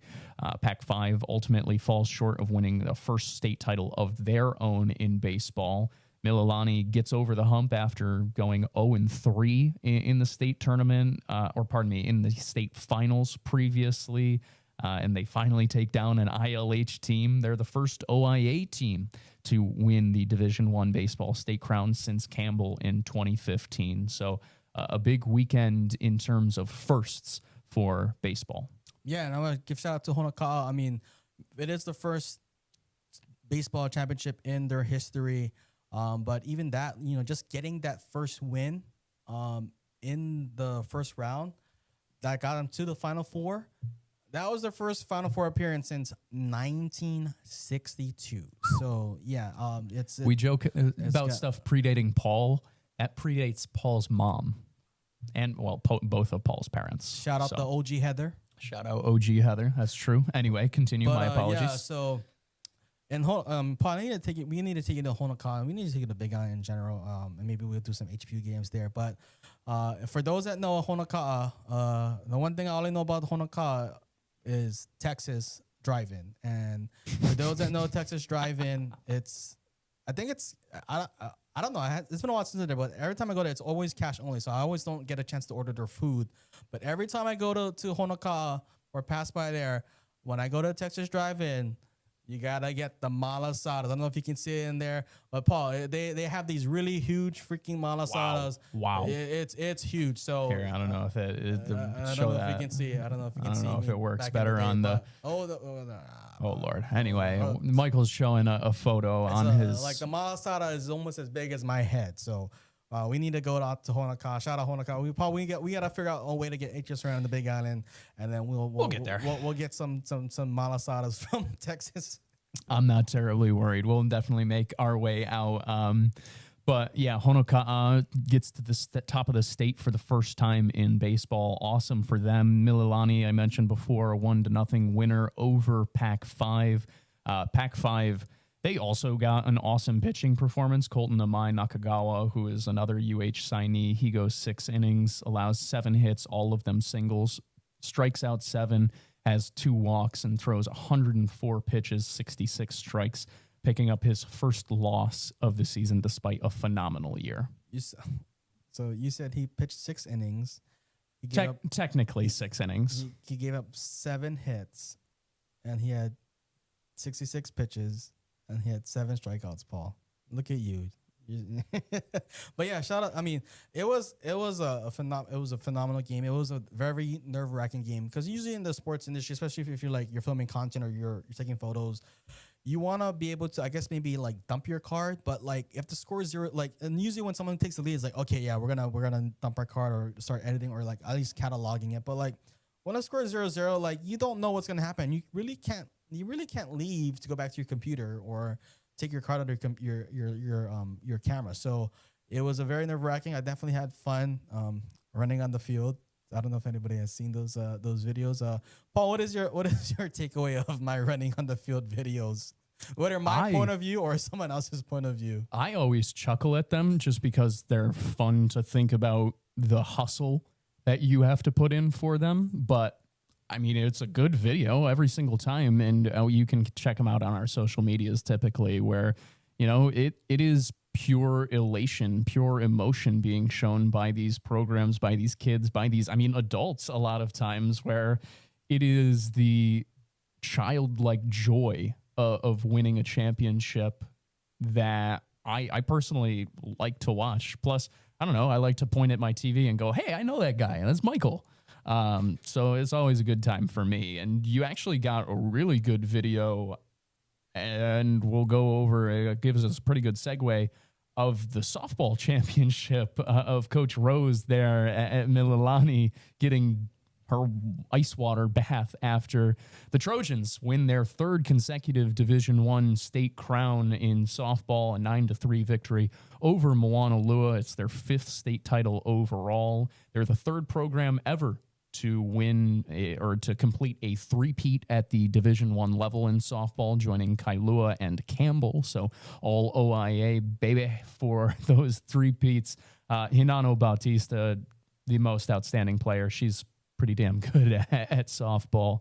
She had 4 home runs, 12 RBI across the 4 games that Mililani played, which was a little bit of a surprise going into the season, knowing that Mililani, the 2-time defending state champions, typically they get that first round bye. They fall in the OIA semifinals, though, against Campbell, have to play all the way through the state tournament for the first time in a little bit, and they show no ill effects from it. They were excellent throughout the entire thing, and it ultimately ends what was a dream season for Moanalua as they are denied a state title of their own, but a young squad for Namenehune who fought all the way to the Division I state championship game, a storybook year in pretty much every sense of the phrase, up until the final game where they just run into what is a buzzsaw. And to be fair, Moanalua did have the lead in this game. They take a 1-0 lead in the top of the first, but allow a 2-run home run in the bottom half of the opening frame. And that's ultimately your difference in this one, as Mililani went on to win. Yeah, and I think the story of, you could easily go like it's Trojan domination, a three-peat. But to me, I'm not trying to take credit away from. Well, in fact, I'm not taking credit away from them. They deserve to be praised. Definitely, this year, kind of looking in, they also lost a key player on their roster, Ori Milo, who early enrolled at Oklahoma. So that was a big bat missing from their lineup. But also want to shout out Kahiao Aina, the shortstop, also hitting a home run in I think maybe not the championship, but in the semifinals against Kapa'a. But yeah, this team just had to kind of grind and championships are championships. But what I will say, the story of the year to me is that the gap has closed. Even though it's a three-peat for Mililani, I do like the ladies across the state doing a phenomenal job. Moanalua, yes, they reached the OA final, I believe, last year, but they're a young team, and they didn't get mercy ruled, and I think that's what people were expecting. I was thinking the game was going to finish early, especially after, but they took an early 1-0 lead on them, and they were going in there. Also, shout out to Kapa'a, moving up from Division 2, challenging themselves in Division 1, and they reached the semifinals, and they did it without their best player in Sienna Yamashita, who is a 2-time Division 2 Player of the Year. It might be 3-time, and she was hurt with an injury. Future Arizona State Sun Devil. She misses time, and the Kapa'a team looked like I'll say they didn't need her, but like they flourished. They're still pretty good without her. Well, they had the lead against Mililani like in the middle stages of that semifinal. So, and I think I know Campbell is going to lose a lot to graduation, but they was able to take one on Mililani. So I do like that the parity and the thing with the state is growing, and to me that definitely. Hinana Bautista and Kahiao Aina is still going to be there unless they early enroll, as well as Taylor Adriano, who's Hinana's backup that comes in the circle and just kind of shuts things down after. But I do think that we are going to in store for a bigger, a more competitive season next year, right? I know coming to this year, it was like, let's Mililani try to lose, but then we see them lose to Campbell in the OI semis. We see them go against Kapa'a. We see them go to Moanalua, and I'm excited. Again, and I think, Coach Rose Antonio, we got a chance to speak with her after the game, and I think she's excited too for that, right? I think to me, like the measure of a championship is the pat that you got there, right? And if everything is a sweep, then if everything is easy, then it's kind of a boring championship. But for Mililani, they definitely were tested in this run, and they responded, and that's the mark of a champion. When you face adversity, how do you respond? And Mililani showed in this tournament run that they will respond, and that's why they're 3-time state champions. I think that's actually a really, really nice point by you talking about the adversity of what they're going through, or adversity is probably the wrong word, but the challenges that they had to go through just for a state that is getting even better and better and better at softball. The talent has always been here, but it's been more the top, right, where the top has been able to dominate. And yeah, the parity throughout this season and the parity going forward feels like it should continue to be there, just because there is so much talent throughout. It's going to be exciting because, like you mentioned, Mililani, they bring back plenty of talent, but Moanalua is young, and you have Kapa'a, who, after moving on up, I'm glad you brought them up, where, I don't think anybody would have blamed them if they wanted to stay at Division II and complete their own three-peat, right? The 2-time defending back-to-back champions in Division II, and they ultimately take the step up and almost make it all the way to the Division I state championship game. That, like you mentioned, deserves kudos in itself. And it does give me an opportunity to move on over to that Division II game where Pac-5 snuck past Nanakuli 7-6. It's the 7th state title at Division II for the Wolfpack, the second under head coach Blake Lau. There were 4 lead changes in this game. The Wolfpack took the lead for good in the 6th inning. Destiny Tautofi, the most outstanding player of the state tournament after pitching 11 2/3 innings and having a 3.09 ERA throughout 3 different games. Pac-5 winning it. Give a shout out to our colleague, Rob DeMello. I know his daughter, I think, is on that team. So I don't want to use the word colleague because he was there as a dad. So I want to use the word friend. Well, you know what I meant. Yeah. He's our colleague and friend, of course. Yes, but he was there as a dad. Yes. Shout him out because I kind of want to shout him out because he got to enjoy that as a dad, and that's I'm Paul, incredibly special. Yeah, I know. I mean, your daughter's like just 1 month old, right? Yep. So that's definitely something that in the future, definitely as we grow out the team and the HSRN, those are moments that you definitely want to be around for. But yeah, you mentioned Destiny Tautofi. Shout out to her. I know for a couple years now, teams like Damien and Sacred Hearts has tried to field a softball program. And it's tough, right? Especially with you need at least 9 players to be on the field, and when you're a smaller school, it's definitely hard to do that.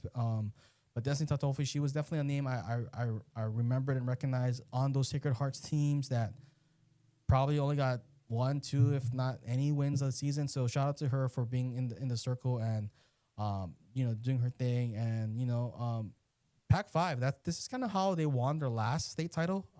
With Milan Ayat, when she played for University Lab Schools, where it was kind of a back and forth because heading into in the semifinals, Nanakuli had won, and it looked like Radford was gonna beat going to beat Pac-5 in the semifinals, but Pac-5 somehow rallied and came back, and they go out there and win that game against Radford by 1 run, I believe, and Pac-5, credit to them. And that's another beauty about softball is that it's, you can just get hot and you can go on runs, right? I think we saw in that, even that OID1 championship game, right? I think Campbell scores 7 in the first inning and scores 10 in the final inning to bring this game to a mercy rule. So, credit to Pac-5, and they definitely had to work hard. And look, we've seen, and here's the thing too, also because we are the home of HPU Athletics, we have seen Pac-5 practice a couple of times when we go to do games at San Island. So they're just practicing the field next to us. So,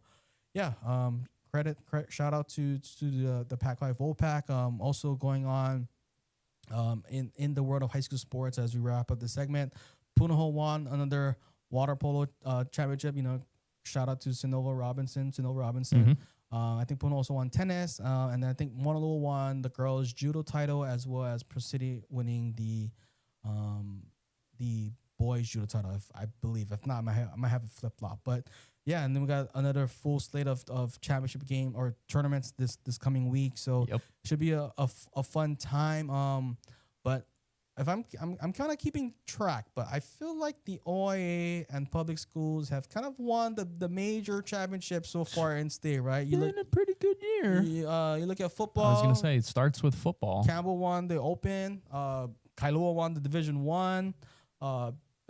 Boys basketball, we saw Kohala Public School and Big Island winning D2, as well as Kahuku beating Punahou in D1. And baseball side, Honoka'a Public School. Undefeated season for Honoka'a. Beats Damien. 17-0. Nililani Public School beats Pac-5. OIA winning all the major. In fact, I might need to find a very old tweet on Twitter and give an update to it. I like it. Like you said, reaching the end of this segment here and wrapping up our high school conversation on the day. Congratulations, as always, to just all of the student athletes and coaches and families who are celebrating just another year of phenomenal athletic achievements and feats. Like you mentioned, much more to come this week. We still, I think, have girls flag football as well. A ton more on the way for all the beautiful people, and we'll bring it to them as we can. But going to step aside for one last break. I've been mentioning we're going to let you talk a little bit about the NBA draft lottery. I do want to get your take on that still, and maybe we'll give our last spit takes on what we think will happen in the national championship game for the men's volleyball side of things as well before we get on out of here. But going to step aside real quick for our final break of the day. Don't go anywhere. You're listening to the Hawaii Sports Radio Network on the HSRN app and streaming live on our YouTube channel. As a mom, I'm glad my son plays school sports. It's where he has fun with his friends. He contributes to the team. Oh, and he stays out of trouble. Otherwise, he'd probably be in his room by himself, having way too much screen time. School sports give him a place where he belongs and doesn't feel alone. And I am so thankful for that. Support your school's athletic programs and the impact they have on entire communities, especially our students. This message presented by the HHSAA and the Hawaii Interscholastic Athletic Directors Association. Interested in working in the sports media industry? Hawaii Sports Radio Network is already looking for aspiring broadcasters, journalists, and content creators for the 2026-27 sports season. Get hands-on opportunities covering local sports, from high school to college, while building your voice on air, online, or on social media. Internship positions are available, with opportunities for future paid roles based on performance and availability. If you're driven, creative, and ready to grow, visit hawaiisportsradio.com and click Join Our Team to get started today. DSE Hawaii, a proud supporter of OIA Sports on the Hawaii Sports Radio Network, is a locally owned and operated union electrical contracting company. Established in 1988, DSE Hawaii provides services to general contractors, building owners, property management companies, architects, and engineers. Their commitment to the electrical industry is focused on quality, efficiency, and most importantly, customer service and satisfaction. DSE Hawaii, providing quality work in the most efficient manner. Looking to play more golf for less? Head to Pearl at Kalawao and take advantage of the new 5-for-4 golf bundle card. For a limited time, get 5 rounds of golf for just $330. That's a $410 value. Purchase it easily through the Pearl at Kalawao mobile app, with your rounds stored digitally for quick and convenient use. Play when you want, even redeem multiple rounds during the week. Don't miss out. Download the app today and start saving at Pearl at Kalawao.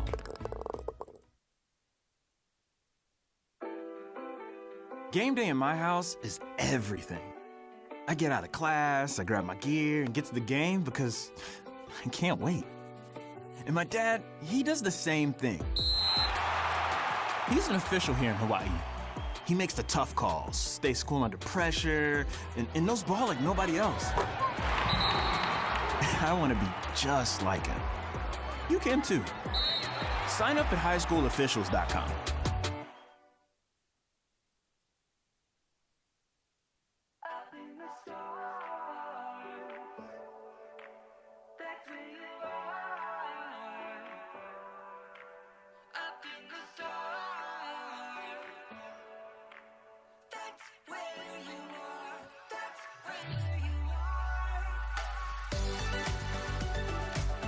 Welcome back to you, the beautifulest of all the beautiful people. Paul Brecht alongside Michael Lascaro on this Aloha Monday. Hope everybody had a wonderful weekend with their mothers or motherly figures, or if you are a new mom, congratulations to you, much like my wife. I hope you had a relaxing, albeit, a little chaotic day as always, but that's kind of how life is as a new parent in general.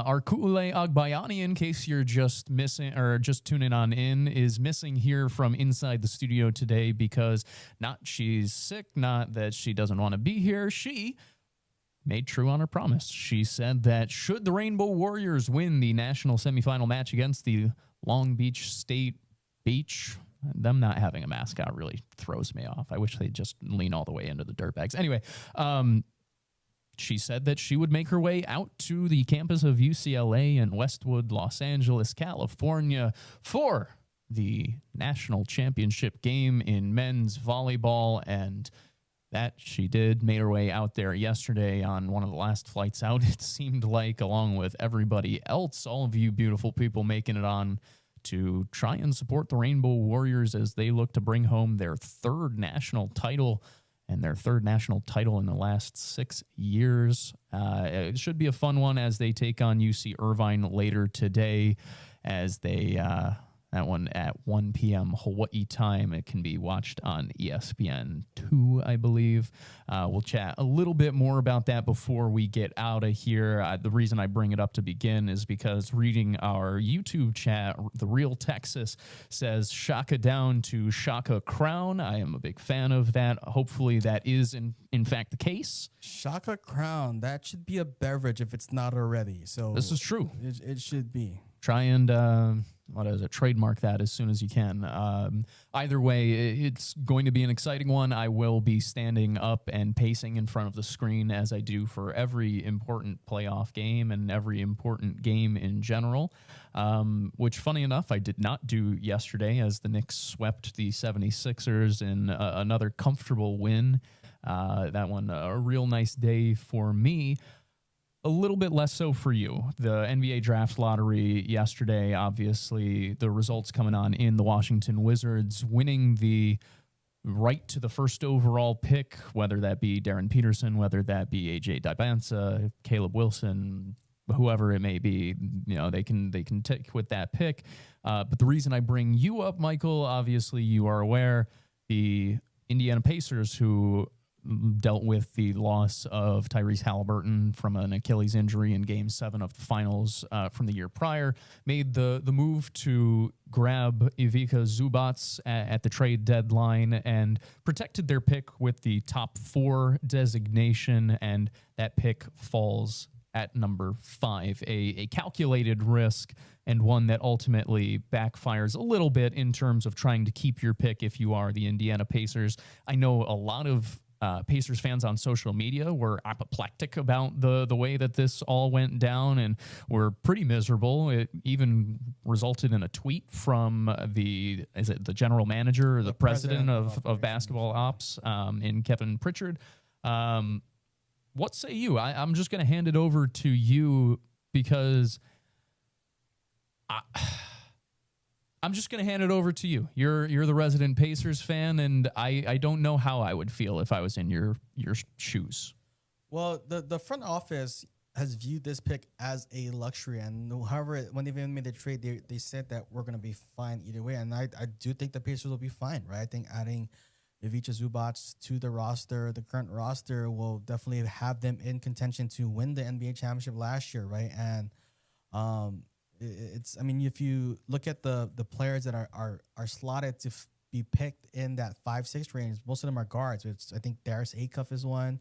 I think that one is Kingston Fleming. Is that a name that? Okay, yeah. So Houston guard. Yeah. So those guys. I mean, if you look at the way the Pacers are constructed, we have a plethora of guards. So they would be a high round draft pick that is struggling to find playing time on a team that wants to compete for a championship. But even when they made the trade, our center position with Miles Turner getting paid an absorbent amount of money by the Bucks, we needed a center and this group deserves a starting center to compete. Now, I will say that the pick is a luxury because they got access back to this trade by a trade they made before Game 7 of the NBA Finals, before Tyrese Halliburton got hurt. So, which I remember saying at the time, it felt like a savvy move. I'm like, oh, wow, that's a nice move. And then it really looked good after Halliburton went down, obviously. Looked good, quote unquote.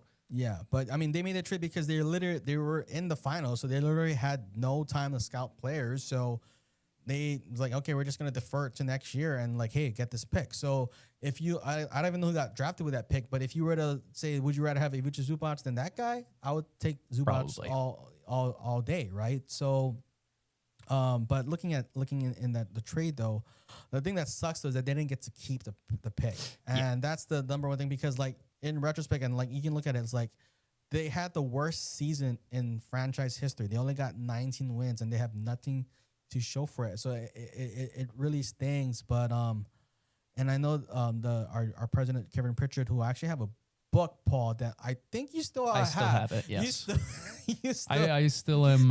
I'm towards the end of it, thankfully, but I am. You still have still that in book, possession so of it. It needs to return and don't you worry. Be on the YouTube show. So it's like hopefully, Paul, you're getting the dichotomy of what our president is thinking reading his book. So, but yeah, the book is called Help the Helper if anyone wants to purchase it. But yeah, so definitely.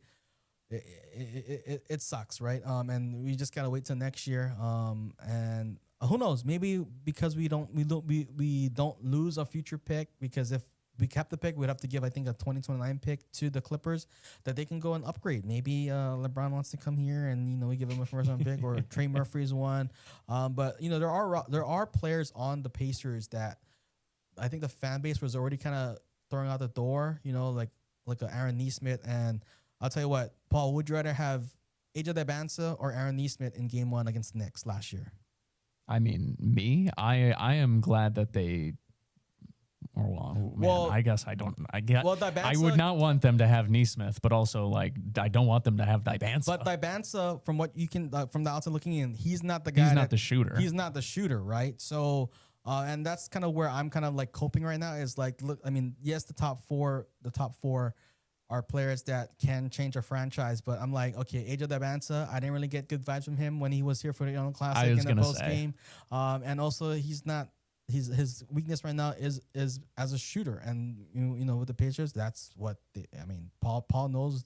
They have magnet ball, and so then you also look at guys like Darren Peterson. You have a question about his health and will he ever be a full-time player? That's something that's a legitimate concern. I mean, we look at Kawhi Leonard; he's not a full-time player. Then you also go to Cameron Boozers. Does the lack of athleticism concern you? And you look at Caleb Wilson. Is he just athletic? Right. Is he just uber athletic? I'm kind of, that's where my cope is. But I think the Pacers will be fine. I mean, if they had the 5th pick, if the pick was still theirs, that's a pick that they probably should be trading anyways, because that player is not going to go. Acuff doesn't play defense. So it just sucks that we have nothing to show for it, but we did not lose a pick. I mean, we still have a pick in the future. The thing that sucks though is that we traded a lot to get Ivica Zubac. We traded the 5th overall pick this year. We traded a 6th overall selection in Benedict Mathurin, and also we have a future pick that we're also giving to the Clippers for that. So in terms of the economy or marketplace of these picks,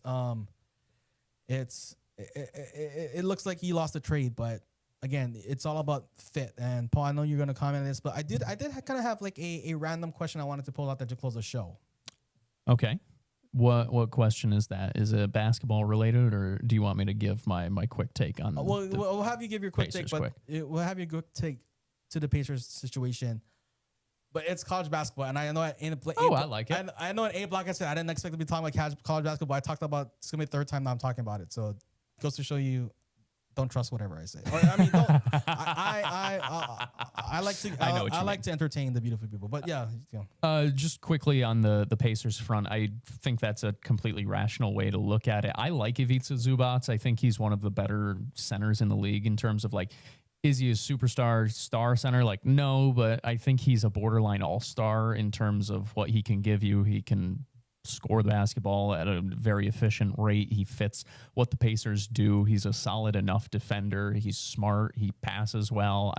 I like Zubac as a player in general. And like you were getting at, in terms of the 5th overall pick, I don't think you were getting a center specifically who is better than Ivica Zubac at that point, because there just probably is not going to be one in this draft, quite frankly.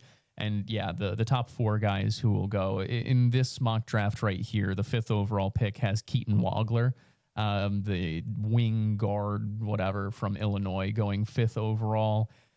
He's even just kind of skinny, small. I don't know if that's what you get from if you'd really want that for the Pacers. I don't know if he really fits next to Halliburton and whatnot. And as you mentioned, Darius Acuff Jr. there, Kingston Flemings, Michael Brown Jr., all of them guards. Braden Burry's the guard from Arizona. So a lot of guards that would be there. So yeah, I'm never going to say it's it doesn't matter that they traded away a top 5 pick, because you always want that asset. Like you mentioned, they would probably trade it away for a star, or try and trade it for a star this summer. But your hope is that's what Zubac is, especially with Tyrese Halliburton fully healthy when he comes back. That is just my quick spit take on it.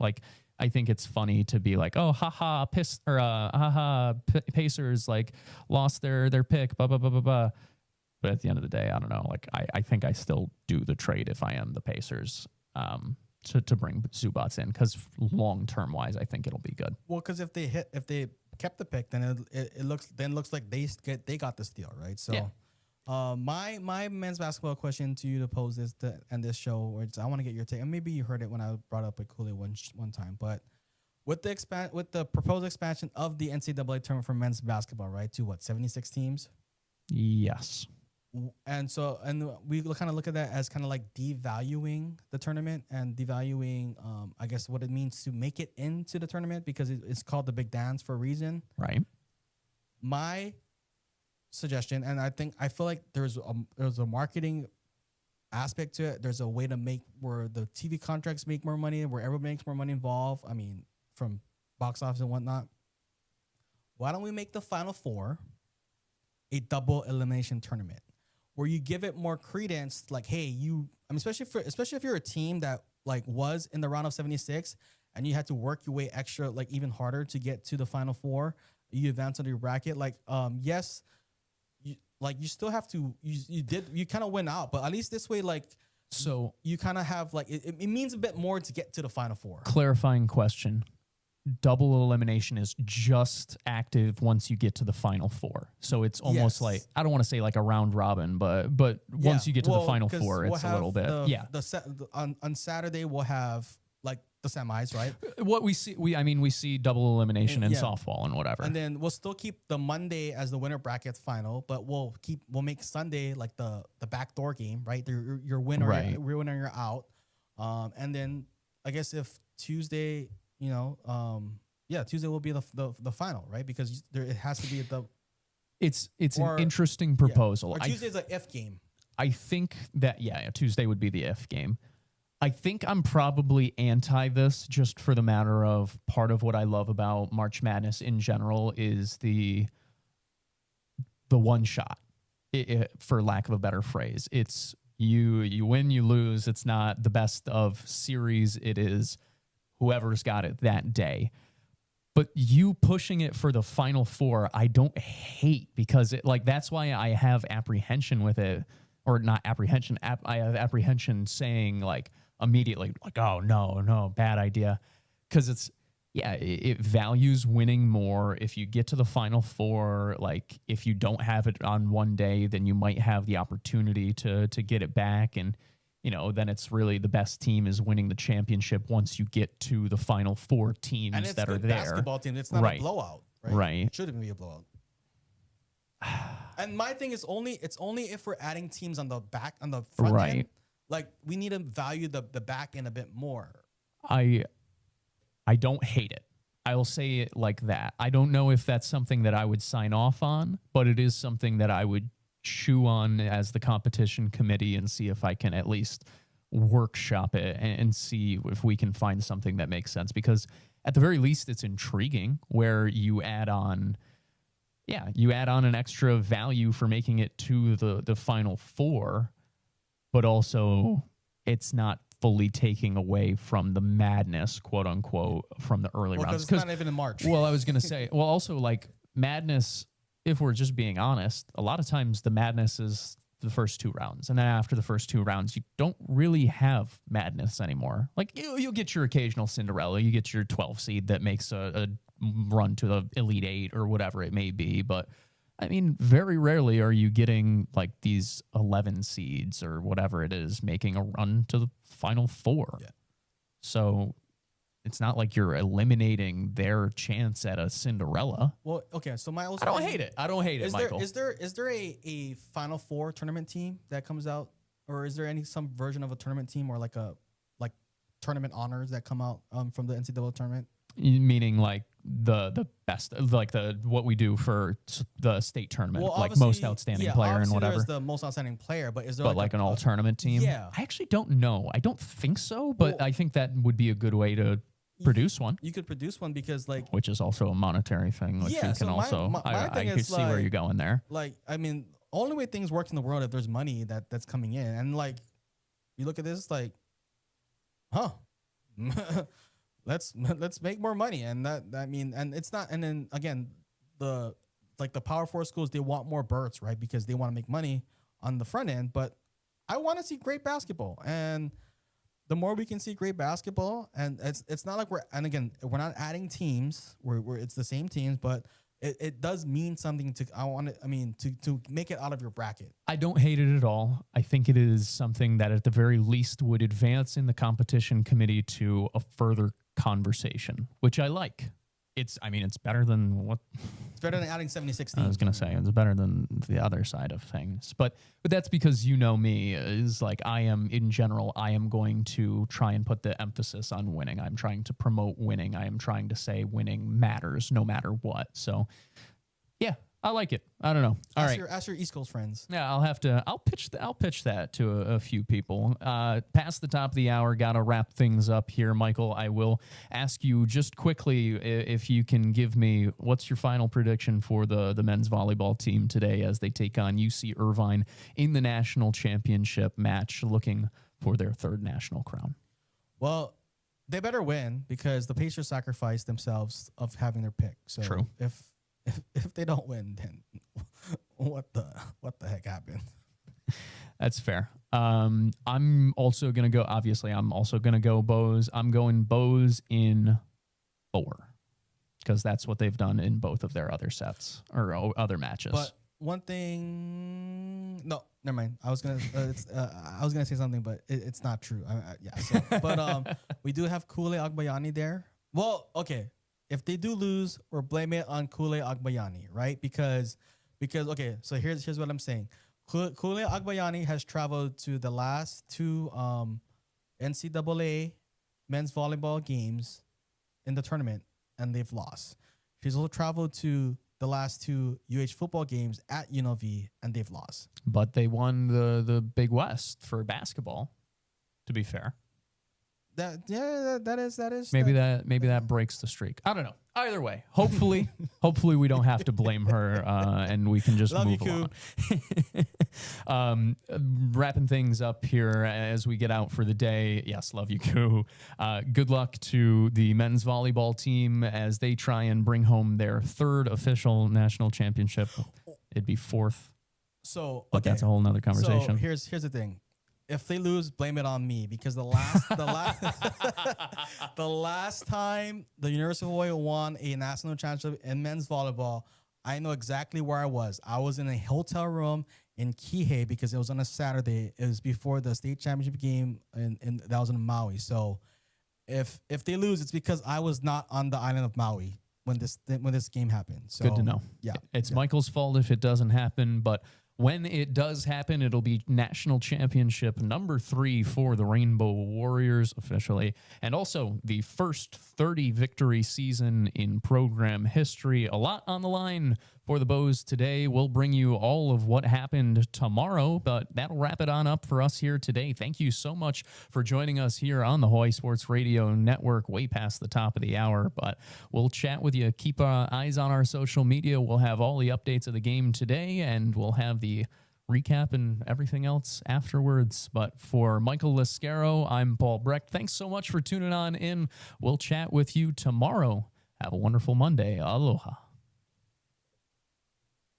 You're listening to the Hawaii Sports Radio Network, streaming 24/7 at hawaiisportsradio.com and on the new Hawaii Sports Radio app.